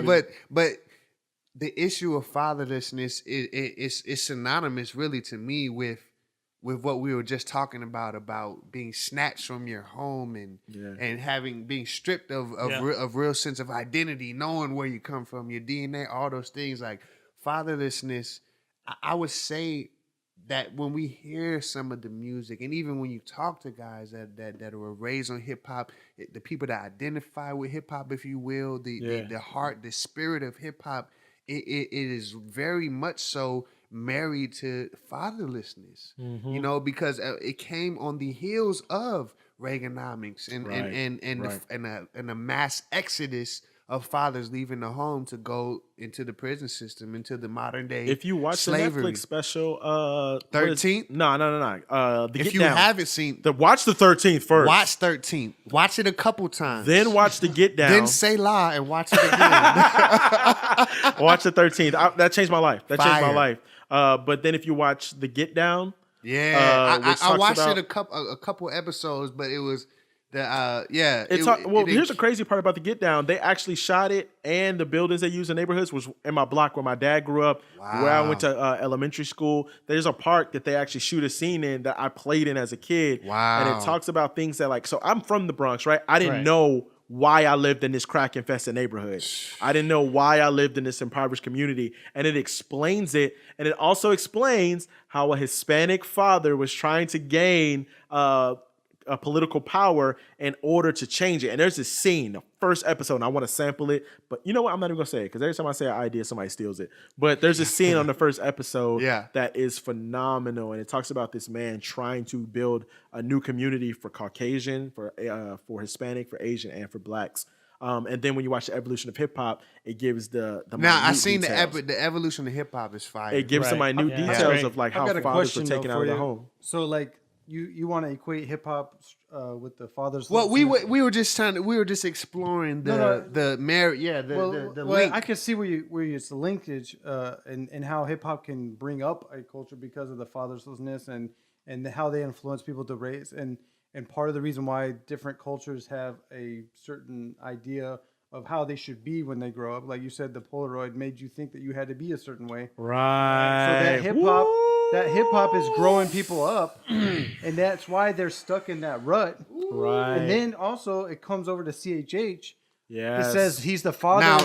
There we go. There we go. Talk about it. He's the father to the fatherless, but Yeah. we're still trying to be fatherless instead of being with the father. Right. Hip hop taught us how to survive without a father. But God is the perfect father real. that we can't hold on to both. We can't hold on to the So pain of that's fatherlessness why there's a big struggle and right embrace now. the love of Yeah. God. Yeah. Oh my God. Well, you know what? That's a reason Revelation, why you don't have a tingles. lot of brothers that stick in church because of like imagine being told to be a rebel, not to submit to anyone's authority. Like the message. Perfect example. The message of NWA. Hey, this is good, bro. The This message is of good. NWA was misconstrued by young adults. Like you have a bunch of teenagers screaming, "I don't have a father. The police are trying to kill me, and my drugs are in my neighborhood." But what we just heard is like, "What? You can cuss in music?"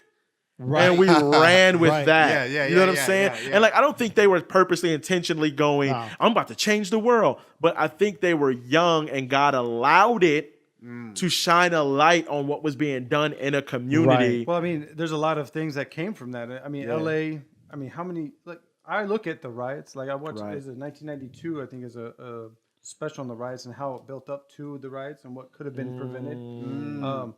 And then I look at the different, every decade, every 10 years, there's a riot or some sort of racial tension that brews up in our nation. And I'm like, Facts. why are we not looking at? Can I also say something? Because you hit a nail on the head, and I never had a platform to say this. I want everyone. Hold on.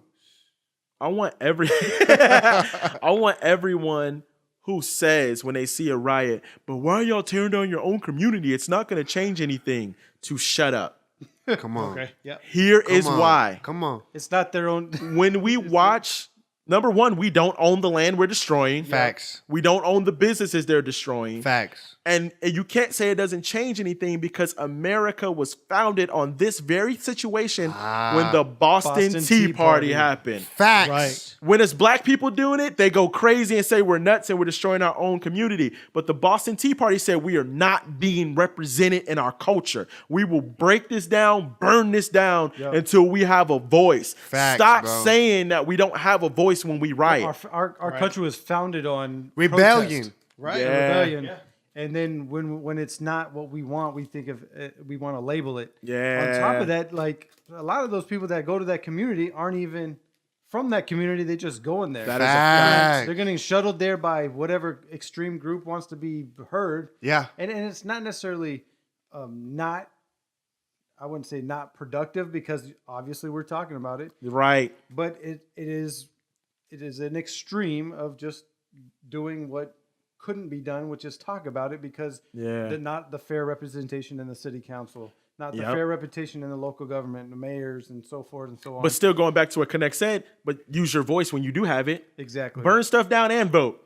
Do both. Wait, Like, you know what I'm you say saying? burn stuff down? No, I'm not saying you should. I'm saying that big hypothetically advocate- speaking. Calvin Martyr for president. I'm a big advocate 2021, of bro. people getting involved in the local community. Yes. And And the people that complain the most are the ones that are least involved. Use every weapon you have, man. Go vote. Yeah, Go so let's select back your up for a second. political Because you're talking parties. about, and this is for just about all males. You're talking about males having difficulty sitting in church and whatnot. And this is a piece of psychology that anybody can use anywhere. If you want to talk to a male in your life and you're having difficulty talking to them, even though it works. Fire. with me, This is fire. This is what it is. Have a conversation where the male doesn't have to look at you. For example, talk in the car. As males, we have a trouble facing our guilt. If my lady's talking to me and it's something I've done, she's gonna let me pace because she knows psychologically I have trouble looking, which is funny because ladies, hey, look me in the eye. I'm like, I'm gonna clam up. You turn into Arnold Schwarzenegger. The job done. Yeah. So back to what you were saying, it's probably also a big exodus of males having difficulty facing their guilt of what they're doing. Again, that's going back to poor technique and effort. Back then our word was pressed in a different way. Again, traditional Catholic, we're being yelled at or being pressed or guilted versus, a technique of look, hey, here's how to be a father. Here's how to lead. Wow. Here's how to be leadership. Not just I'm your dad. It's a title. I own you. No, here's how to be a leader to you. Can we give advice for fathers real quick? Advice. Bro, so this is something that I told y'all, like Paul's like a mentor to me outside of this. And I went to him this week and I was like just breaking down like some of the reasons why I felt like I needed acceptance from different people and stuff like that. And I said to him, I was like, I never want my daughters to feel the way I do about having to feel like they're never living up to my expectations, right? And then Paul gave me the greatest bit of advice, and you can elaborate on it because I have to step out for a second. But he said, then make sure she doesn't.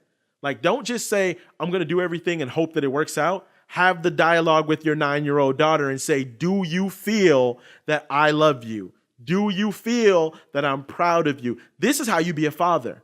This is what we didn't have like growing up, is fathers telling us, I'm proud of what you accomplished. Yeah. Or hey, you did good, or it was in the right direction. Here's how you can alter it. I didn't have that until my stepdad. And I would say, and I'm glad you said that, because that is something that I appreciated about my pops. Like, growing up, like, we wouldn't just get spankings and then that was it. Like, right. We did get spankings. I will say, I remember many times afterwards being sat down and like, do you understand why you got this?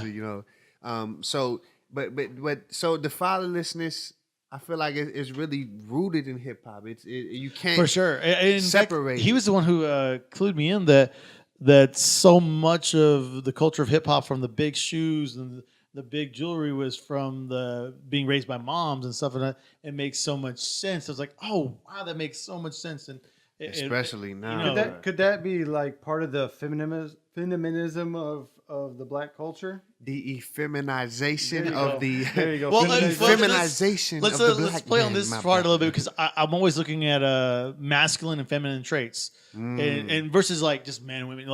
Like I've in my age and my education figured out like, oh, these are my feminine traits. These are my masculine traits. And I can look at my lady like, these are her masculine traits and these are her feminine traits. Right. And I think it's important to make that distinction while we're making the broad generalization that these attributes typically lie with men and women. Doesn't mean we can't pick up those habits and those traits. I mean, well, God had both. I can enjoy a good drama. Doesn't mean like that's the thing. Hey, me and my mom used to go in on those Lifetime movies. Yeah, bro. He sucked me in. I'm like, I should be playing video games. Those I'm still Christmas watching movies? it. Bro, them Lifetime movies, bro, are crazy. You get sucked in, like you're like, what's next? What's next? Oh my gosh! And so we were watching a really good podcast with Joe Budden and Lil Yachty. Yeah. And I thought it was a brilliant point, because we're talking. It was funny because Joe was talking about the fatherlessness and all that good stuff, and it was funny to see him struggle against Lil Yachty. While I don't appreciate what I was hearing musically, his message was clear because he was raised in a good, loving structure with a father and everything, and like, this is what you're looking for. This is no struggle. This is what the art sounds like at this juncture. Well, and that's a good. You said something that was in my head this whole time, that there's also the other side of fatherlessness, where the father is there, but not necessarily that. Like, and I say this. Well, I won't say example. You can be there, and this is a transparent thing, even for me to say. Like, my father being raised, for one, being the oldest of 5, raising a household where my father's a pastor, where you're in ministry, you get and this is nothing that I haven't even spoken. I've spoken with this to my parents about. Sure. Me and my brothers and sisters talk about this all the time because it's still to this day. It kind of affects you when you are in a family, and this is just an example, but when your family, like this could apply to kids who their dad is a celebrity or or has a family business to where they're thrown kind of in the spot. Like imagine Jay-Z and Beyonce's kids or Kanye's kids Right. or kid, where your parents, Will Smith kid. but where facts. That's a Imagine good where that's a you good have argument. everything in the sense of house and money and all the amenities, but what like we talk, it's the personal interaction Yep. and things, You and said so at the beginning of the podcast. right, it's the personal. So growing up and being the oldest of 5 and then having and literally serving in ministry and your parents being your needs as a son, as a daughter, as a child do get neglected. Yeah, and Yeah. I'll echo that sentiment Yeah. because, like, I think, and I realize this now. Yeah. but like I saw more, like, right. My wife said that this weekend, and this might cause a little problem in my family, but it's worth it for the podcast. Oh, so we're You know what burning I'm your saying? wife. Oh, Yeah, Here we go. Here we go. But my wife said the other day, she was like, if we didn't go to church with your parents, would they be present in our kids' lives? Like, that's real, bro. Like when you're a pastor's kid, you only see your parents Bruh. in ministry. You don't. Yo, you just caused the World War III of my family. But it was a valid question, bro. And like when that question happened, like I had to seriously sit back and go, like, all 3 of my parents are in ministry: my mom, my dad, and my stepdad. And like that's when I see them, Bro. That's when I see them, Bro, I can echo that 100%, Yeah. and it might be hurt if it might hurt to hear, but it's the facts. I'm with Reveal to heal. Reveal to hear, it's facts, bro. I It's love facts, I bro. love my parents. I do, and especially my dad. I'm not gonna push them to come see my kid. You want to come see my kid? Come Right. see my kid. I'm not Yeah. gonna coerce you to spend time with my children. Like I want them to go where they're celebrated. You know what I'm Right, saying? right. I think I still have Well, you said issues. that, right? Like, Yeah. Even Kinect's Not mom is in tolerated. ministry. I didn't like know so that. we all share. yeah, she just recently got into ministry. Bro, this Well, is after- therapy for real, bro. But Facts. the thing about I think another thing is like my dad left when I was 2nd grade or something like that. Yeah. So and he just came back into my life just recently when I moved back to Texas, kind Wow. of like I don't know 5 years ago. Yeah. So when I'm still struggling with So that. you're just a light skinned brother. You got all the problems. He was raised in the hood. He got all the He's- black problems, but white privilege. Check that credit score. And we're back. But no, That boy said, "I'll take that credit score." Facts. speaking of credit scores, no, I'm just kidding. Yeah, that's our next segment. That's just like my struggle is I don't know this guy. You know, I don't know who he is. Yeah. So when he's trying to reach out to me first, like the first time he reached out to me, like it was, This is hey, good, can I bro. borrow some money, or can I have Wow. some money? Ooh. Can I do this? Every time it got to a point where anytime I heard from my family, it was asking for something. So I was like, Yeah. I don't even want to talk to you guys. Yeah, But I got then you. on top of that, like I don't have anything in common. I don't have anything. Yo. I don't know who you are. Like, what is it? You know, Let me- and Let there's me that. tell you. No, go ahead. Oh, I was gonna say real quick. You know, I get tired of the phrase. Talk about the phrases you get tired of. Like the phrase I get tired of. I want my kid to have everything I didn't have growing up. You know what? Your kids don't want your crap. They want you. Yeah, they want, want you. Hey, say it again, bro. Yeah. They Say want it you. again. And so I know, no matter how tired I am, no matter how the 30th time I play Monopoly, goodness, that thing goes forever. I don't care. I get up off the floor. I go play with my kid because that's where they want me. Yo. I'll And- tell and- you yeah, what, and yeah. I'm not even and, an I, and I example. would say, pulls and I me would into say, his room. I would say you're Yeah. better than me because sometimes I fail at Yeah. that. Even consciously knowing I need to get up. Sometimes you know I'm so irritable I don't get up. Or I don't, Right, and right. then you feel guilty after. Like I'll tell you what, like, and I'm no example of the greatest father in the year award at all. But what I started doing, and again, this is after having dialogue with him, not just on my own, something that the Lord directed him to say to me is like, I make intentional efforts to spend time with my kid, right? Right. So like if I know I had to come here tonight, I drove my daughter to school this morning, right, and I walked her in, and I had those conversations that she wanted to talk about. Right. Like this morning, we talked about prayer, we talked about selecting good friends, we talked about prejudice, and like if you know, like, man, I don't want to deal with this kid at 8:30 because I'm about to get super annoyed after working all day. Then that next morning, you get up and make up for all the time you missed. The greatest conversations I ever had with my stepdad is like what Paul was saying a minute ago, was in the car on his way to work. Man. Those where I had my life-changing some conversations, and we're gonna have a conversation about the greatest quotes in our life. The greatest quote that I inspired my life was from my stepdad in the car. Secondly, my biological father said this to me on the phone, and I have a great relationship with my dad and my stepdad. But my biological father said this, and I want to end this and move on to our last segment. My biological father said to me one day after me giving him some advice on how to progress in life and how I made it to where I am, and he said, "You're the father I didn't have."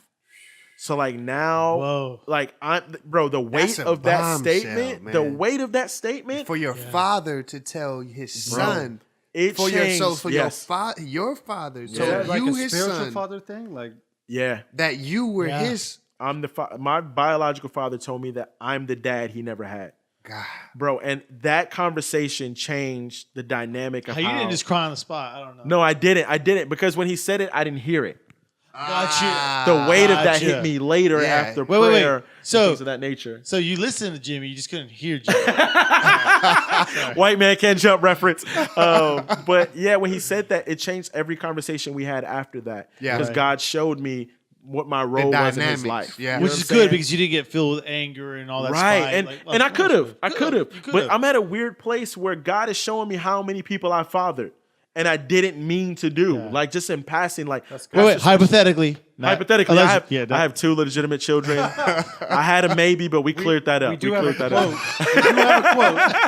What is that? What? Oh, sex outside of marriage. It's great. Live at a show. That is funny. But at that moment, it changed the dynamic of me and my dad's relationship. This is when I started sharing financial advice. My dad is because he's a preacher, he calls me now before he preaches every sermon. We go over scripture references and I share my insight on that. But what's funny about that is really he's being fathered by my stepdad. Because all I'm doing is putting the principles I saw my stepdad put into me and then reapplying them to my dad. Wow. And so they're using different, like my stepdad has, a good head on his shoulders and he's progressing. I'm helping my biological father repair. You know what I'm saying? And constantly. And so, man, fatherhood is important. I think that's the most what we're trying to say. And this is all like, then this I obviously feel like this is going to continue to rise up. Like this is something I think about. Even my son, he's not my son biologically, but that's my son. Absolutely. I've been in this life since he was 1, and me and him have conversations, and I just because I've seen like how people can kind of grow and have resentment because he's at the age he does understand that I'm not his biological and all that, but it's nothing that you probably have an advantage because you have that mentality of ownership on him. Right. For my concern is more so I ask him, I'm like, I try to tell, have you talked to your dad or et cetera, and I ask him how does it make him feel, and he still expresses that it makes him still feel sadness that this man that he consciously knows is his biologically his father makes no effort, and I pray every time it comes to my mind, I pray for him, and and sometimes, some days I want to call him and be like, do you not understand? This is an amazing young man. Greatness coming from this kid. This is he's. And you walk a careful line because you don't want to bash his father, except you want to hear his message. Oh, I've never. I've never. Ever.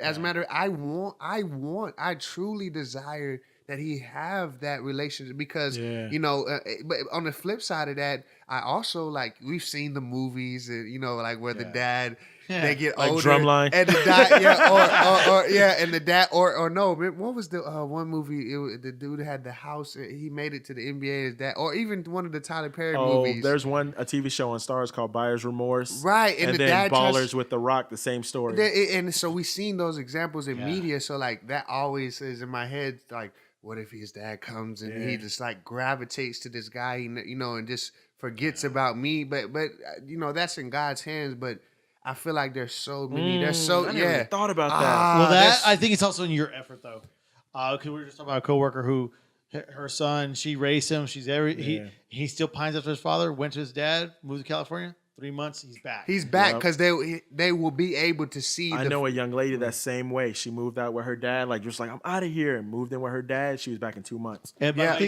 think everyone- having same scenario with my Every one of my siblings did that except for me because I moved out when I was 17. 17. Yeah. So and then I didn't get a relationship with my stepdad until probably 10, Every time I 15 come years here, ago. I be wanting to leave, but this conversation be so Right, good. right, yeah, my- and that's what I was trying to oldest- wrap my- it up. Nah, let's go. Just real quick, and I don't. Wrap it up, yeah. My oldest, my 15-year-old, except it's reversed. It's with his mom, Yeah. and he lives with his mom. It's just their relationship's so broken. So I'm always trying to listen to him without contradicting him, and Yeah. without just trying to repair what I can. And so I'll just shut up after this point. Side note, fair warning to lousy fathers out there. My lady pointed this out to me. She pointed it out to us. You know, when you see about the mom drowning and killing the kids and whatever, those aren't single mothers. Those are never single moms that kill their kids. Those are moms with an extra Overstressed. big kid in the house who's not pulling his weight. Wow. So, because where a single mom has to prepare mentally, like I'm ready. A married mom or whatever is not why I'm ready. taking So, a month off. When fair when my new kid warning. comes. So lousy Wow. dads. Fair warning. Let me also say Bro, this, and that's this will be my last that's a dad. hard truth. That right is a there. fact, bro. And also, let me say this, and this will be my last dad point, God and we can forgive move to us. our last one, is that for the fathers who were absent in their children's life and a stepdad stood up and raised your kid, go back and thank them. Yeah. Go back. The greatest conversation I ever had. And my dad was active in my life. My biological father taught me to read, write, ride a bike, play basketball, what my music choices were. And at the age of 17, and my stepdad had only been in my life for 4 or 5 years. My biological father went to my stepdad and said, "Thank you for making my son the man he is. Thank you for teaching him the gospel. Thank you for keeping him out of gangs and enjoy." Like, thank them for the work that you were supposed to do. Let's get And a also round of applause for the stepdads that step Yo, up. for real, man. Shout out to step pops.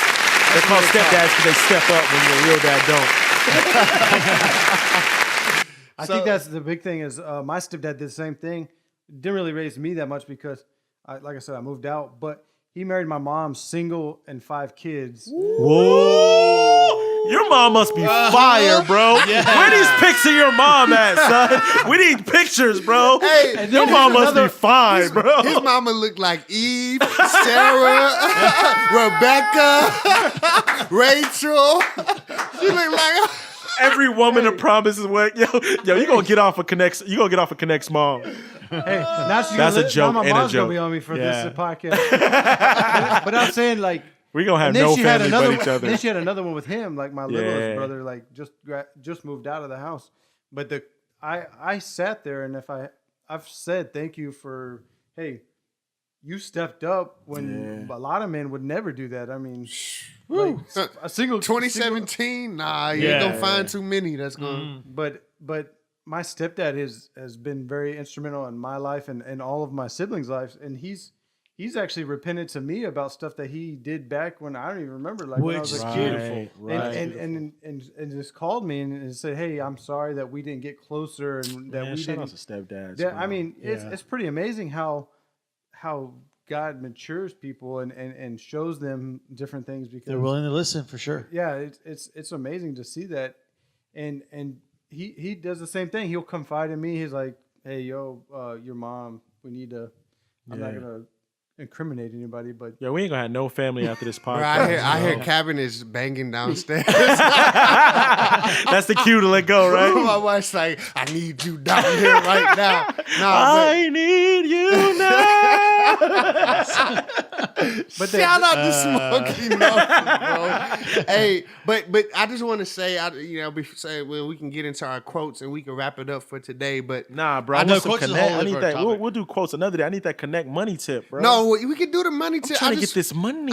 We didn't want to share no quotes. Nah, we do that next time, bro. That's Next a time. big chunk. We'll share do the top 5 All right, we'll quotes. share. we're We'll only share. at, All right. 40 minutes after what we're supposed to. Topic. So I got marriage, country music, battle rap, and quotes. All right, so Don't look, forget my And- top five, yeah, bro. My J9's top Oh, five. yeah. Top, top of the And list. Jay- Oh yeah, Jay- Jay's top 5. Yeah. Now, you know what? Jay's top HCHH. five. I'm taking as much time as y'all did. I want sound clips for my top 5. I want some chants from the East Coast for my top Just 5, drop it bro. in the Dropbox. I and got you. I got you, bro. Career. But I just want to say before we get into our financial wisdom for the day and get on out of here, I just want to say, if you are offended by the Salt Society podcast, whether you be friend, foe, or family,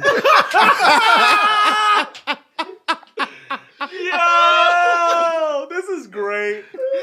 whether Hashtag you be, greatest podcast in the world. whether you be friend, foe, or family, our intention is not to be offensive, but the fact of the matter is, when people are transparent and truthful, it will undoubtedly rather be offensive at some Indubitably. point. And honestly, all we want to do, the same way we're sitting here and as grown men being transparent about insecurities and things that plague us and pain us and fears and work, we want you to listen to this, whether you be friend, foe, or family, and instead of interpreting that feeling you have right now, because there's an action verb that is always attached to the word offense whenever you put it in a sentence, and it is take. I took offense. He took offense. No matter the context, whether you're talking about someone or you're owning it yourself, it's an action verb. You have to take offense. So instead of using that feeling and becoming offended, use that feeling and interpret it as conviction and seek how you can seek reconciliation on whether it's personal development, whether it's apology, whether it's you going and having a conversation yourself. That is the purpose of the Salt Society podcast. And if we you- are the seasoning with the salt. Salt gang. And salt, it gives flavor, baby. Bro, and if It you preserves. think that we are heathens who are headed straight to hell, pray for us. Please. Like, because we also want to make sure that everything we're doing is orchestrated by God. So, like, if you think that we're totally missing out on what God would have us to say, man, pray. Wrestle not against flesh and blood. Check, please. And we're out. And on that note, so give us just a couple tips on how we can build credit in a healthy way. All right, so credit scores. Not only are they important because of loans and interest rates and stuff like that, because you figure out if you have a bad credit score, like below 400 or something like that. I'm not saying you do or nothing. I used to be at like a He 465, said below bro. 400. That's hilarious. I was at a 465. Say at you one buy point. a car at 15,000, you get a 30% interest loan. You end up, Jesus. Jesus Christ. you know the state of Texas, the max loan on a car you can get is 33%. Yeah. What? State of Texas, the max That is not even right. pawn shop loan I is thought 300%. 8% was bad, bro. 300%. Oh yeah, the car is pawn shop. 25%. Yeah, them pawn shop loans is crazy, bro. But anyways, the reason why credit score is so important is you just spent $32,000 on a car that's less than $15,000 Right. for 72 months, 7 years, what have you.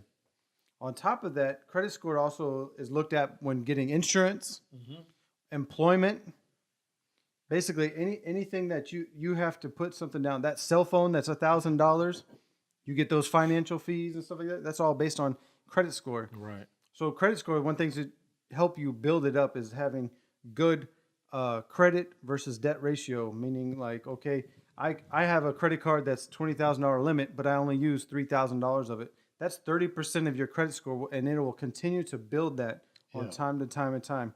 And then on top of that, if you're making $30,000 a year, don't be lending out, maxing out, which anything over 80% is maxing out, considered maxing towards the credit score, which automatically will dock it. Don't be maxing your credit. Like it's today, this year, the average American spends 110% of their income. That's is crazy. 110% of their income. That's crazy. That's according to the government websites and the GDP and everything. So you imagine 110% of your income, and how much is that as interest? Are you buying something like a Snickers bar and paying interest on it? I mean, is it really necessary? Right. So it is very important to be mindful of what you're taking out in credit, what you're taking out in loans. And like I said, I'm not saying that you shouldn't have a credit card, but use it properly.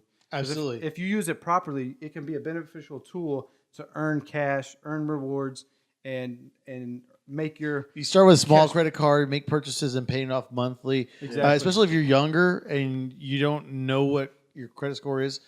He's talking truth here. You got to work your credit up. You could do it something as basic as using that credit card to get your gas. That's it. For example, I have a credit card. I have a double cash reward credit card. We use it for everything. We keep our limit low, but last month I earned $260 cash that I put back on the credit card. I have gained $2,000 in cash this year alone, and rewards. Yeah. Cash rewards, and that's because they keep on upping my credit limit. They keep on because I use it for everything, and then I pay it off each month. So I don't have any financial fees, no nothing. So my wife and I, we literally pay our bills with it. I mean, it looks kind of weird and everything, but literally we earn cash on everything. Yeah. So and then, like I said, we don't max out our credit cards, and we are able to pay it off each month. Right. I think too, man, like I saw a dude from one of the battle rap community. I just happened to become a friend with him in Facebook battle rap chat, and he gives wisdom on financial advice as well. He said that the day his daughter was born, he got 2 credit cards in his daughter's name. I didn't even know that was possible, first of all. Yeah. And he said the only thing he charges on it is his streaming services. So Netflix, Hulu, and Apple Music. And he says he just pays it off. So by the time his daughter's 18 years old, he'll be able to give her 2 credit cards with a $20,000 spending limit on it that she can use for a car or school. And then also that she's already started with credit. Yeah, her credit score is going to be impeccable. Yeah, because we definitely know 'Cause no people credit who use is their bad kids' social credit. security cards To get important cable. credit cards and not I have so many My cell son's phones in my 3, name. and we're starting to Oh, yeah, teach him you the do. importance of money. Bro, I ain't We even gonna literally- put my. I ain't He even broke gonna, something. He broke something at the house, and we're like, "Hey, you're gonna have to pay for that out of your allowance or your piggy bank. So go over and get this many monies, and you'll have to pay for that. That's what you want to instill that now." And by the way, if you have a teenager or something like this, so what my dad did for me, and I'll probably do for my 15-year-old, is he went and got me helped me get a credit card from like a local department store. Mine was JCPenney back in the day. Right, He gave me like right. a small $200 limit, and you start working from there up. Or it's not impossible to establish credit. You just got to start small and work it up. it's easier to gain and maintain credit than have to Right. And I thought my credit score was terrible because I was black. I thought we were just born with bad credit, bro. Listen, man. And, I've had like a lot of things that were done in error in my name from, my parents and stuff like that. Yeah. I talked That's a lot another from thing. my Monitor good it. biological dad, but he did some messed up some stuff too. We'll talk about that in another podcast. Outside the Polaroids. That's a fact. But after I repaired all the damage he did, and I went to go get a car, I was shocked that my interest rate was so low. But I spent 7 years repairing that damage, and I thought it was just like I was so mad at him that he did this. But what he did was gave me bad credit, which gave me credit, which gave you credit, and then That's I restored funny. back to right? So it was a gift in itself. Because no credit is bad credit. Bro. Yeah, that's a big deal. Cal, And last that's words, crazy. Last words. I'm gonna go ahead and share a quote. It's not someone else's quote though. It's one of my favorite quotes. Oh wait, did he already do that? Didn't Kinect That's already been done. Ezekiel 25:17. Shout out to Samuel L. Jackson. Listen. Oh, I'm sorry. Did I break your concentration? Listen. Perfection is impossible. Improvement is infinite. Love yourself. Love God. Love people. And don't forget to follow us on social media Yes. at Calvin Loves God, at JNiceToKB, Yes. at DJ Kinect, that's spelled Kinect, and at Paula Trades. Holla at your boy. It's the Salt Society Podcast. Take us out, DJ Kinect. We got Holla. Maine the Baptist with a single of the week.